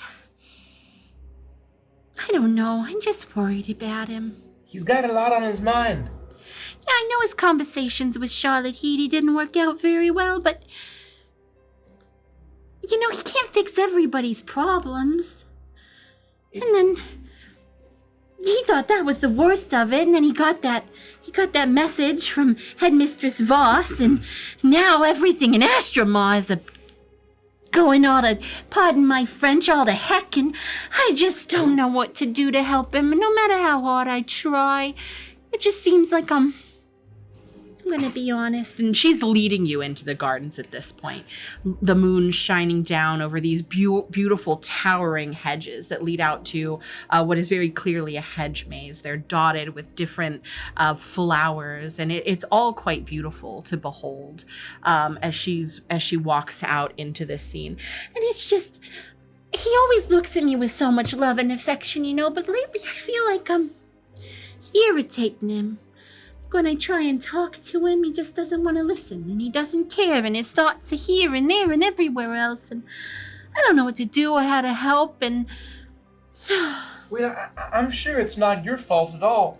And he doesn't mean anything by it. I'm sure just heavy lies the crown, and, you know, ruling a whole land as a lord as he does, with all of them provinces, and especially all of them witches, It's gotta be stressful. I know, Jericho, and that's what I tell myself, but it's my birthday. And it's more important that he's out dealing with that, and it probably is, but he's not even here. Where he went to, I don't know. Somewhere in Druskenwald, but he's not here. To leave me alone like this with the masquerade only a day in the future, it's just a lot. It's a lot for a poor girl in a raking heart. The whole time that we're walking, I'm listening intently to what Adella is saying, and without even thinking, my hand is resting on the hilt and of my sword. Just second nature of being like back in the in my suit of armor with my weapon at my side, and I'm just taking in what she's saying while taking in the surroundings that are happening as well around us. So I don't know. I'm just a little. Phil must have done that. Look at this beautiful statue of a griffin here. Huh, that's quite large. Oh, whoa. Oh, nice. Anyway, yeah, have any of you been in love before? That's a difficult question to answer. I have lived many long decades. I can say that I have loved. How do you deal with loving someone so much it hurts? Well, usually what I do is I'll do whatever they say, and then if that's not enough, I do even more, and then if that's not enough, I'll break myself if needed. Oh, To get Jericho, a scrap honey. of affection or a kind word. Don't listen to Jericho. Keep it in game, bro. Oh, Jericho. She asked. That's so sad. And she rushes up to give you a big hug. I hope one day you find someone that would never ask that of you. You know, that you could be the one to ask for things, and they'd give you stuff, and you could give them stuff when they ask, and it would be fair. Oh my gosh, look at the statue of a Pegasus. When did this get here? Oh, he must have done it for my birthday. Oh. It's huge. Look at its wingspan. It looks a little like Dawn. Hey, look, Marius. But with big old wings. Oh, what's Dawn? Dawn is my trusty steed. You got a Pegasus for a steed? Oh, no wings on Dawn. Just a faithful steed who managed to even find me here. A howl rents the air, coming up off of the moors. Sounds very much like the howl of a wolf, but significantly louder and deeper and more ferocious. Giant, almost. Adella jumps back, and Jericho, you feel her body as she slams into you, as she stumbles back into you. I'm sorry. The wings of the Pegasus causing the shadows to consume you as the light of the moon can't hit you from this angle. And as you can feel her shivering nervously against you as all of your shadows begin to get larger and larger and larger and then shrink back into the hedges. Did you hear that? Do you see that? Is that normal? Like just a totally normal thing that happens out here on the moors? Is what is? Like the howling? Sure, wolves are, but that sounded big. Didn't that sound big? Well, I wasn't gonna say it. That's not normal, like moor-sized wolves. No, that sounded like big-sized wolves. You said that there are dangers here out beyond. Yeah, of course there are wolves. As everyone is talking, I'm kind of listening as my ears have like perked up to where the sound was, and as I have resting my hand on the handle of my sword, I kind of close my eyes and concentrate as I want to use my divine sense. As an action, I can detect good and evil until the end of my next turn. I can sense anything affected by the Hallow spell or know the location of any celestial fiend undead within 60 feet that's not behind total cover. So I'm trying to sense if there is some evil afoot. You sense... Briggsy, are you considered undead? From a certain point of view. I would say you roughly sense Briggsy. But within 60 feet, I would say you don't get the sense of anything like that. Strange. I would like you to roll a perception check for me, though. Something feels off, but Yeah, it really does. Oh my gosh, a Hydra statue. Look at all of its heads. I can't put my finger on it with a 13. Adella, Yeah? are you sure you know where we are walking? Oh yeah, we're in the hedge maze, and I know my way through the hedge maze. It's just these statues that we're seeing. They're gigantic, beautiful, of course, very well sculpted. But they weren't here yesterday. My guess is Philip is doing something for the masquerade. Oh my gosh! We're probably gonna have some kind of... Do you think he'll do fireworks? Oh, because it's the day after my birthday. I bet he's gonna do fireworks for my birthday. Maybe he didn't even leave for work. Do you think it's possible he didn't even leave for... What if he's doing something super special for me? And here I am being a silly Billy and all mopey and whiny and stuff. And he's probably out doing something so sweet. I hope so. That may very well be true. It is a nice thought. Okay, but that hellhound statue is making me a little bit uncomfortable. I don't like its eyes. Are you noticing that they're getting a little more concentrated? Feel like it took a while of walking between the last few, and now it's like, oh, yep, there's a manticore. And you've never seen any of these before. Oh, no. I mean, we have statues all around and stuff, but they normally statues of people. Like, you saw the fountain out front with the beautiful dancer. Oh, that was mighty fine sculpting. Yeah, It was clearly beautiful. not made by the same person, but yeah, these are just absolutely wild. Oh, but there's a chimera right there. Don't turn around, Marius. You think maybe Philly's just decorating? No, that's what I'm saying. I think so. It's just strange that he didn't tell me. I mean, I've seemed to get the sense that... Oh, God, do you smell that? Ugh. And all of a sudden you breathe in and you smell what smells like putrid stink of low tide, rotting fish. It is overwhelming as the wind brings it past your nose. Adella looks sallow and like she's on the verge of retching. And just as quickly as it came, it's completely gone. Oh, that was awful. Adella, stay close to us. Yeah. Wait, what did it smell like? It smelled like the putrid smell of low tide, rotting fish, like fetid sea salt. Oh, sorry. That's my bad. Is that true? Oh, I don't know, you're all just grimacing in disgust, so I figured you were just smelling me. No, we've You gotten used hear to the it. sound of flapping wings, and Adella immediately looks up, and you see what appears to be a large amassment of carrion birds as they circle overhead. After we hear these wings, the next thing everyone will hear is the sound of steel as it's coming out of my scabbard as I hold it with two hands. I'll be gripping my chakram, and I'm going to take a few steps to the nearest statue. Perhaps the chimera. Yeah, as you've walked, because you've continued to walk as she's leading you through the maze. And you, as you round the next corner, you see two Sphinx statues that she looks at. She doesn't say anything this time, but she clearly doesn't recognize them. I'll walk up. I'm going to just put my hand and touch the stone surface of one of these statues. I want to get a sense of if it feels real. Roll a perception check. Oh my gosh, I have to roll. That's right there. Yeah, no, I got it. That's great. I'm looking for my D20. It's my first roll of the session. Oh. I'm going to use a twist. Use a twist. No? Love that. Oh. So I don't know how twists work anymore. Oh, you're right. I get an 11. It feels like a statue. The only thing that seems strange is it feels warm, like it's been out in the sun all day. But as you know, there is no sun in Druskenwald. The statue feels warm to the touch. Adella, I know that you wanted to make it through this maze, but I wonder if it is best we turn back.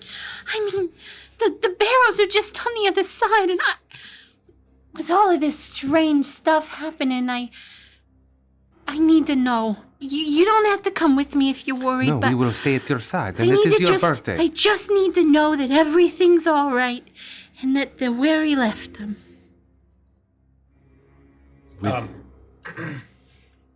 I mean, what if they're warm just because they were freshly made? Is that how that works? No, I don't know. I don't know how to sculpt. As you say that, a strange music, sounds of a pipe organ, are carried on by the wind, coming up off of the furthest parts of the moors. A soft, minor tune, melancholy, sad, as it plays hauntingly against the air. Well, I mean, that's kind of a sad, melancholic tune. Maybe, do you think it's coming? Do the Moors carry a tune like that? Perhaps one of the other manses we saw of the visiting lords? Perhaps in a celebration ahead of the masquerade? I know that Charlotte Heedy, the Iron Maiden, really likes music, but that's this kind of sound isn't her thing. It's just a little more upbeat, a little more rock and roll, really, and that's a lot more melancholy and. Oh my god, a spider! And you see as she knocks a huge spider off of her shoulders and jumps back as down from another statue in front of her, a griffin, you see a trail of spiders just running down the statue. You look all around you and the hedge maze that surrounds you seems to be moving with hundreds, thousands of spiders. Adella screams and charges forward, running into a hellhound statue as she falls backwards and lands on the ground. But as she looks around, she sees there are no more spiders in this section of the hedge maze. She's panting and her heart's beating. Marius, you can hear the sound of the blood pumping through her body. Mr. Adella, Adella. I don't think it's a good idea to be here. I think that maybe we take one quick look at the barrows and we get out of here. This is awfully spooky. We're just really close, but I am not going back through those spiders. Adella. Yeah. I need you to calm down. I'm trying. Yes, please get control of your heartbeat. I'm a bit You're all right. phobic. Just here. Let me give you a hug, and I'm going to draw the attention away from you. I'm going to make sure that you're safe. Okay? You get down to your knees to give her a hug as she is sprawled on the ground, as both of you are completely consumed by mist that's spilling in from the moors ahead. But it looks different, not like the same mist that you know surrounds all of Druskenwald. It is the same mist. But the light that reflects off of it isn't that almost perfect blue-green light that you remember so fondly from Yorgrim's lantern. There's a darkness to it, a change to it, as it wraps up around you cold and then quickly spills out over the rest of the ground. It almost dances and moves with you as Adella moves one way and you move the other. It's almost as if the mist follows you for a minute before it slowly starts to retreat back, and you watch as it makes its way in the direction that you're heading towards the barrows and the moors ahead. I want to keep Adella's eyes if I can. I want to hold her and just sort of I'm going to channel my faith and protect you as best I can. It's going to be a little strange, okay? and I'm going to look at her, and as I do, my height shrinks to her height, and my mask starts to change towards evoking her features. She starts to feel like she's looking into a mirror as my hair changes from white to her curled brown hair. I'm going to, my outfit, my corset, everything changes to the white cotton gown, and as I cast Disguise Self to make myself look exactly like Adella Druskenwald. Her heart continues to beat the same way. Wow, that's a great parlor trick. I feel something on my back. Is there a spider on my back? Can you look? Can you look? Can you look? Can you look? Is there one? Is there one? There's clearly nothing. It's a tendril of her hair is like lightly brushing against the nape of her neck. I've got it. It's going to be okay. Oh gosh, You're it's all right. there. I You're can all feel right. it. Let's I know go. it's there. Hold my hand. Hold my hand. It's gonna be okay, Miss Adella. We're here. We've got. Do you think it bit me? I didn't feel anything, but do you think it bit me? No, you're fine. Okay, cool. I think I'll be all right then. Oh. Is anyone there? Yep, I'm here. Are there any spooky villains around? It It's just maybe the nature of Druskenwald. We're the heroes. What saved Folsons from a certain point of view? Once again, the wind picks up and you Don't mess with smell us. that fetid scent of the rotting sea assail your nostrils one more time. Adella clutches at her face and tries to hold in her gag, and it takes a moment, but she is able to calm herself down as the wind passes and the scent returns back to the floral scent of the gardens. Using your help, Lethica, Adella gets to her feet and We're not that far now. It's just 2 more turns, and then we'll be at the exit to the maze. And I think on the way back we just skirt around the edges of the house. Probably, I think. Fine. There might even be a side servant's entrance or something we could take. I think that would be better. I don't want to with these spiders and everything. Oh, I know what this is. Yeah. Oh, we'll probably ruin a surprise. I bet you Philly's making a haunted maze for the masquerade tomorrow. That's exactly right, Briggsy. And the paid actors aren't here yet, but for the patrons or the guests of the masquerade, they're gonna walk through here, and then someone's gonna jump out with a chainsaw and with a big spooky mask and I run would after them. actually love a haunted maze, sans spinus. Everything else would totally be fine, but I cannot handle spiders. They're creepy and crawly. I I get it. can't. We're gonna make sure that there's nothing wrong at the barrows. We're gonna take a quick look. We'll just look down there, and then we'll head right back in. All And right. everything's gonna be fine. We'll all It's get just snugly. just around this corner, and oh my gosh. Well, this is a statue I haven't seen before. and you see what appears to be another statue of a hydra, and it is right next to the entrance that leads out to the moors. And on this one, the hydra looks completely like the other one had, just as large, with all of the heads curled and twisted in different angles. But the main head, one that is just a little bit larger than the others, in this strange neon paint, you see that the face on this hydra has been painted over. Where there had been what had looked like a snarling scowl, there is now a crooked smile. Paint, this neon pink, almost purple paint, drips down the face of the stone in this strange fashion. It's supposed to be a smile, but it almost looks horrifying. And in the light, the vibrancy of this paint looks almost like it glows.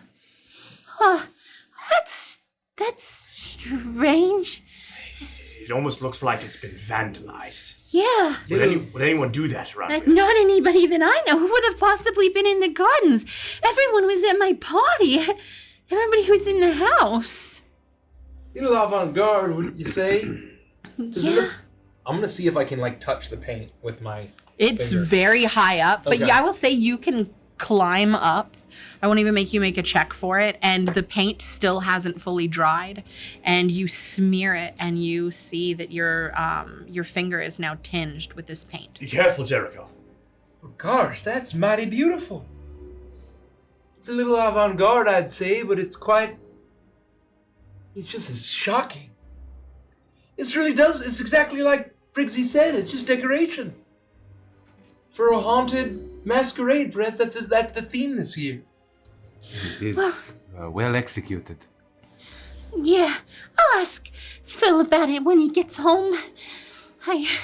She reaches up to the earring that you know that she's called him with, and she twirls the her wedding band, which you know she's also called him with, and you can see that she hesitates. And No, I can't.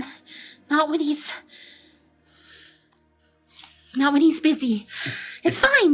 Nothing's happened. Everything's fine. If the barrows are right They're ahead, right there. let's proceed. We'll take a look, and then we can circumvent this entire maze on our way back. All right. And she quickly picks up pace, walking very quickly as she makes her way around the statue, sidling herself around it, not even touching it, as she spills out on the other side of this hedge maze and looks down over the sprawling moors ahead. You can see the curved hills of what appear to be miles worth of barrows. These hill-like grave sites, where you know that Philip's army resides. And actually very close by, maybe not 100 feet down the hill, you see what is very clearly the largest of these barrows. Its door facing directly the entrance to this maze.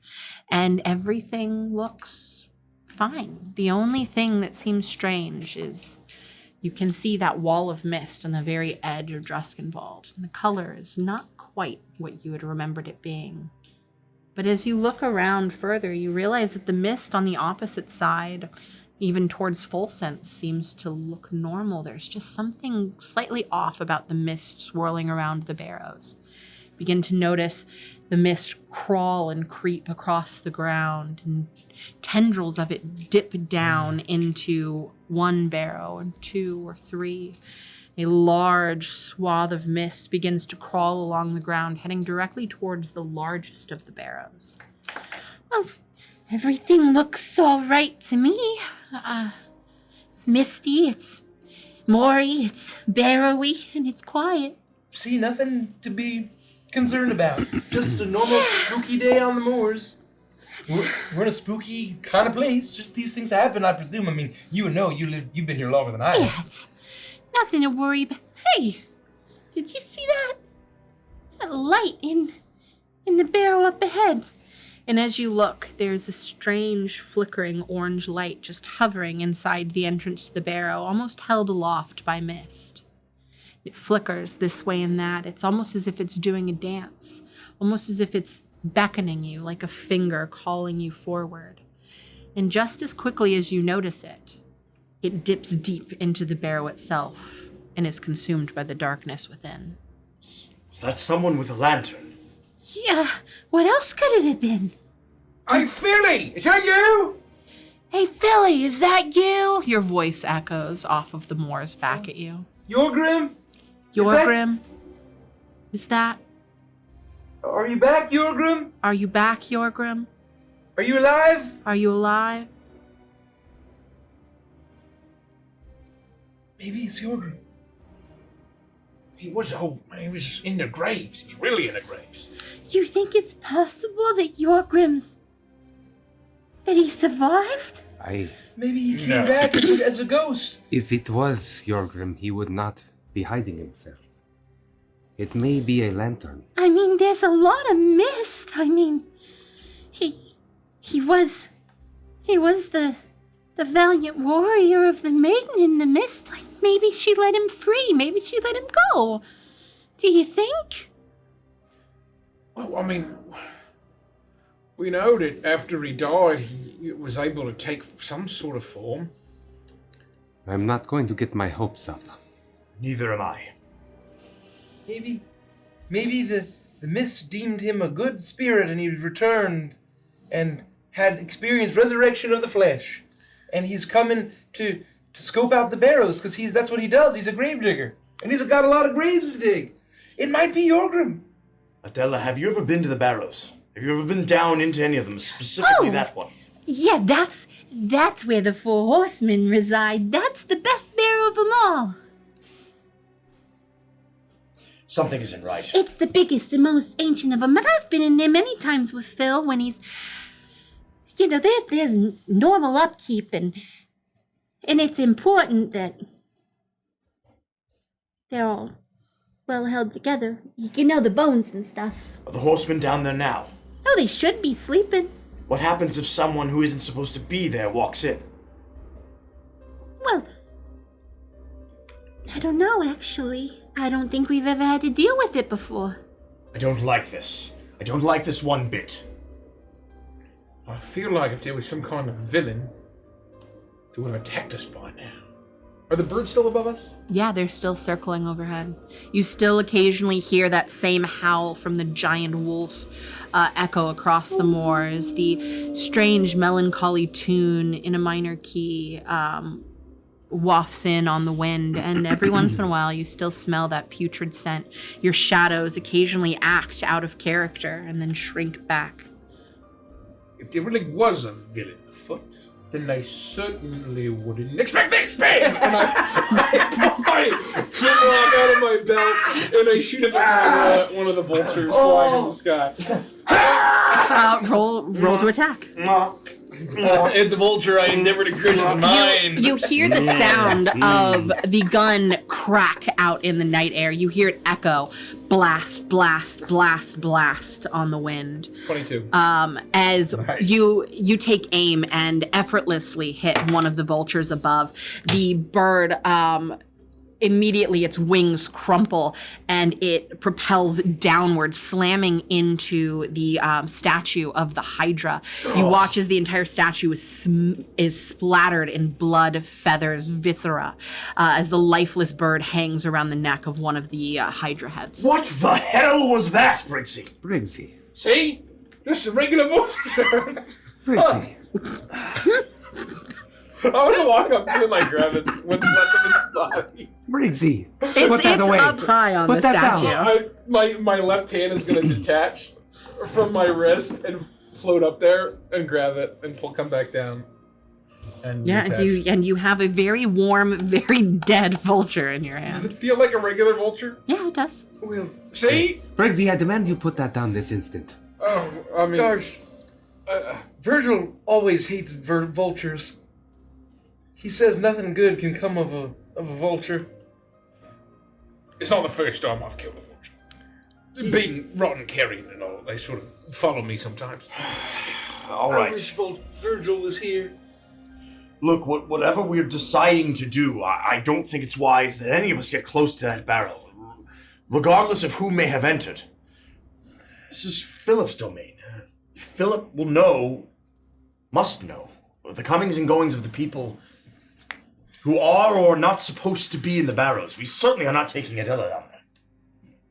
But what if Philip is too busy on account of all of them, the politics and all the business he has to do? What if he's unawares? And what if it is Jorgrim and he has business and he needs his dearest chums? I do not think that possibility is likely. And I think that But the it's not safest impossible, though. The safest choice in my mind is for us to return. However, if our shadows are behaving to your eyes the way that they are behaving to mine, there may be a plot here, a scheme, something that endangers the Chateau, or Philip, or Adella. I think it may be worth investigating. I'll concede that it's not impossible. You're correct. Regardless, I do not like this and something is wrong. I agree. But I do not think that leaving it alone is what Philip would want us to do. We should keep Adella safe. But we must find out why this area has soured. I shouldn't have told Virgil to buzz off. Now we're paying for it. He'd know what to do. Yeah. I'm a bad friend. You are a good friend. Yogi? If that's you, say Anything a at all. boogle of weasels. If you yelled this, the echo would say. Yeah. Oh! Do you guys hear that? The echo? That sounded exactly like him. It sounded like you were doing an impression of him, and it was just the echo off the barrows. My impression was perfect, I must admit. It was pretty good, but It certainly sounded was exactly like him. not enough to be confused. But what if that was him? It was not him, it was you. I So convinced. While this is happening, I would like to just kind of do a check. We've seen the vulture. We've seen the spooky stuff. I want to just make sure that our immediate perimeter, that there's nothing else, the paint is dripping down this thing, right? The statue above us, the Hydra. Mm-hmm. I want to just do a quick perimeter to make sure nothing's sneaking up on us, that nothing is... Roll a perception check. While he's checking, I'm going to turn it to Briggsy and say, watch, I'll prove it. Boogle! Boogle! Oh, that didn't sound anything like him. It was basically exactly like what he sounded like. No. 23. You do a quick perimeter check, and outside of the vulture circling ahead, it does not seem like anything's creeping ever closer. Try this one on for size. No! Anya! How can you betray me? That goes back. Briggsy, I Briggsy, almost that's wish you were saying terrible. Boogle. I've got another one for you. Just to prove further that it's just an Instead of just like, all right. Oh, if the citizens just lined up in a single line 5 feet wide, we could take the entire town of Folsens. Et tu, Marius, et tu. Oh, if the town would just light up 5 feet wide, we could take the town of Folsen. Adella, that's remarkable. No, that was the echo. The echo sounds exactly like what we're doing. It's not him. It's not your group. It's us. Agree to disagree. That's fine. My impression's better. That's all I'm going to say. One of us needs to go. And it can't be me because I look like Adella. Well, No, we can't split up. If you're gonna go, I'm gonna have to go with you. I think whatever you're doing, you should keep doing it. If harm were to come to her, a distraction would be wise. If anything, A decoy, if you will. in fact, I think that you should do your best to hide. Make as little noise as possible as we approach the barrow. Yeah, I'll just be there with you in case any of them wake up, because with Phil not being here, I'm the only one that can control him. So, Well, you can jump into action should the need arise, but in case there is danger, we want me to be seen first. Yeah, As you. all right. Just steal, and I will touch your shoulder, and I will give her advantage on stealth checks. Oh. All right, I'm gonna wear this very, very bright white dress down into a completely moonlit drenched moor and hope that I am very stealthy in doing so. Well, all right. That sounds good and stealthy. All right. Sir Marius. We can take care of that. That's very funny. So we're going then? Yes. Sir Marius is heavily armored. Briggsy's heavily armed. We've got spells. Why did you just say chuk chuk when you moved your hand over your gun like that? Oh, I saw it in a major image once. We're gonna make sure. Quick in and out. Just make I'm sure it's fine. It's gonna be and fine. Honestly, it could have just been a lightning bug or something. A really, really big Exactly lightning right. bug. Or a June bug. Sure, do they have lights on them? Well, no, but sometimes they really stink. They do, though, don't And maybe they? that's the But scent that we're yeah. smelling. So we'll go down. It'll be fine. It's probably all part of the decoration for the masquerade Sure it tomorrow. is. Sir Nothing to Marius, worry about. if you wouldn't mind leading the way down. Stay close, and let's move quickly. All right. Okay. The moment that we see any real danger, we must get you to safety, first and foremost. Yes. When we discover the source of the light, regardless of what it is, we're not sticking around longer than we need to. Understood? All right. If you say so, but y'all should really watch Bad Boys too if you haven't seen it. Briggsy, what the fuck are you talking You beat about? me to it. Briggsy, what the fuck are you talking about? only- Follow me. I've only seen the first one. Sword drawn, I begin to move down the moors towards this first barrow. You do. You make your way very hastily but stealthily. Everyone roll a stealth check for me, please. I'm disadvantaged. Stealth, eh? Oh, sweet Jesus. I Oh, got sweet three. Jesus. I'm not stealthy at all. Why didn't we use any of our twists, you idiots? 9. We have so many. I would have gotten an 8. With a max twist. It would have been nothing. 25. Garbage. 9. I'm disadvantaged. I'm feeling very Adella with a bright white dress on. Yeah. I'm looking at an 11. Perfect. Yeah, and Adella rolled a 6 and a 3. So Nice. We gotta warm none it up, of you everyone. are Come very on. stealthy at all. But it doesn't seem to matter because the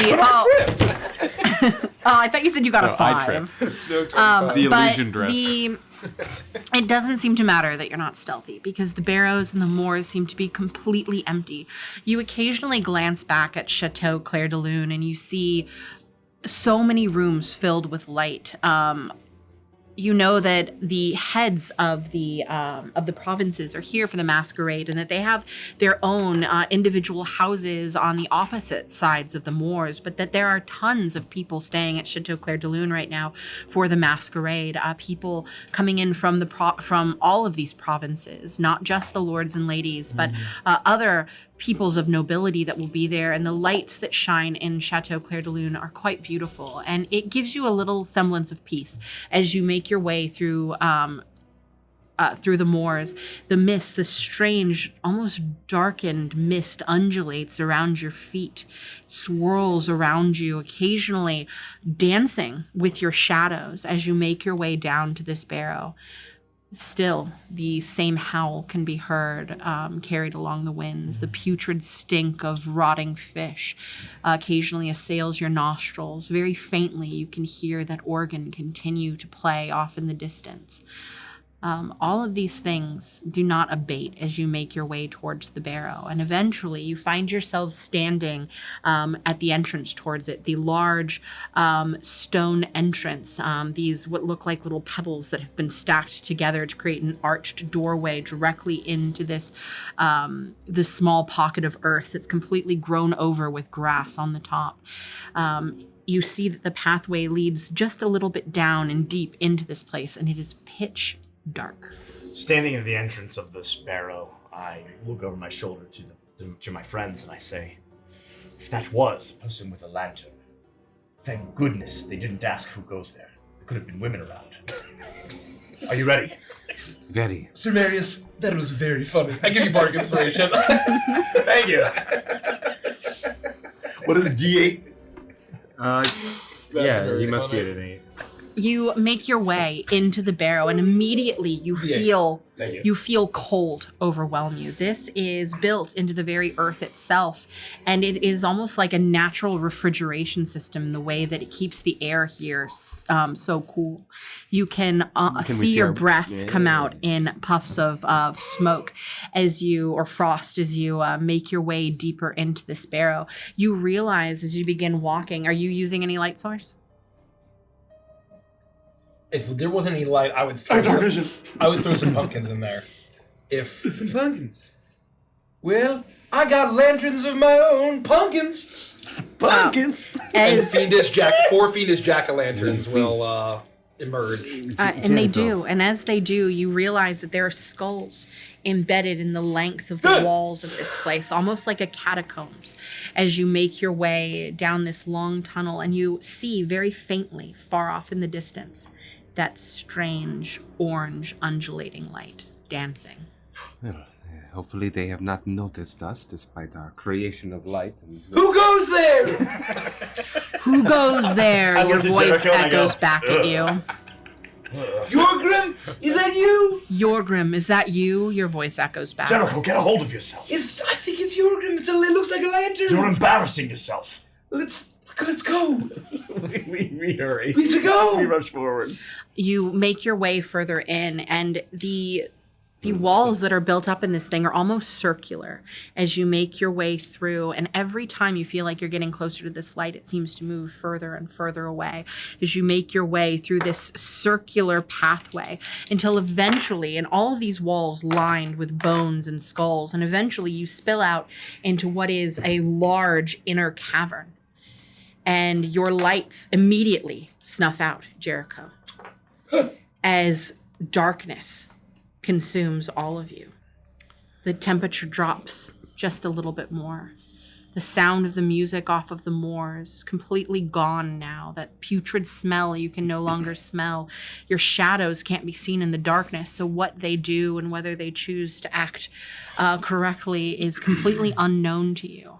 As all of a sudden, not one, but two orange lights erupt in the very center of this room on the floor. And you immediately hear what sounds to be, or what appears to be, the sound of horse hooves, giant horse hooves, running in circles around this barrow outside. You hear the neighing of, let's do history. I'd like you all to roll a history check. The neighing of history? The neighing of, and I want a history check. Neighing of history. I'm adding 3 twists. As Benjamin Franklin once said. I'm not adding anything. I got 5. The neighing of history. I only know one type of horse, and this is not it. I think that sounds like a geese. 20. It's Everyone else? I got a 5. a 18, 2, so actually. it does sound like a goose to me. Briggsy and Jericho, you immediately can hear the sound of this horse, and you know what it is right away. This ungodly, unholy abomination of the nightmare. As it neighs out, the sound of it echoing throughout the moors, and then a soft but confident feminine laughter as all of a sudden those two lights erupt, and you see what is very clearly a giant jack-o'-lantern in the very center of this room. Those are the two lights dancing inside of the pumpkin's gourd-like form. And the face on it is carved in a malicious sneer and clearly painted with that same similar pink paint.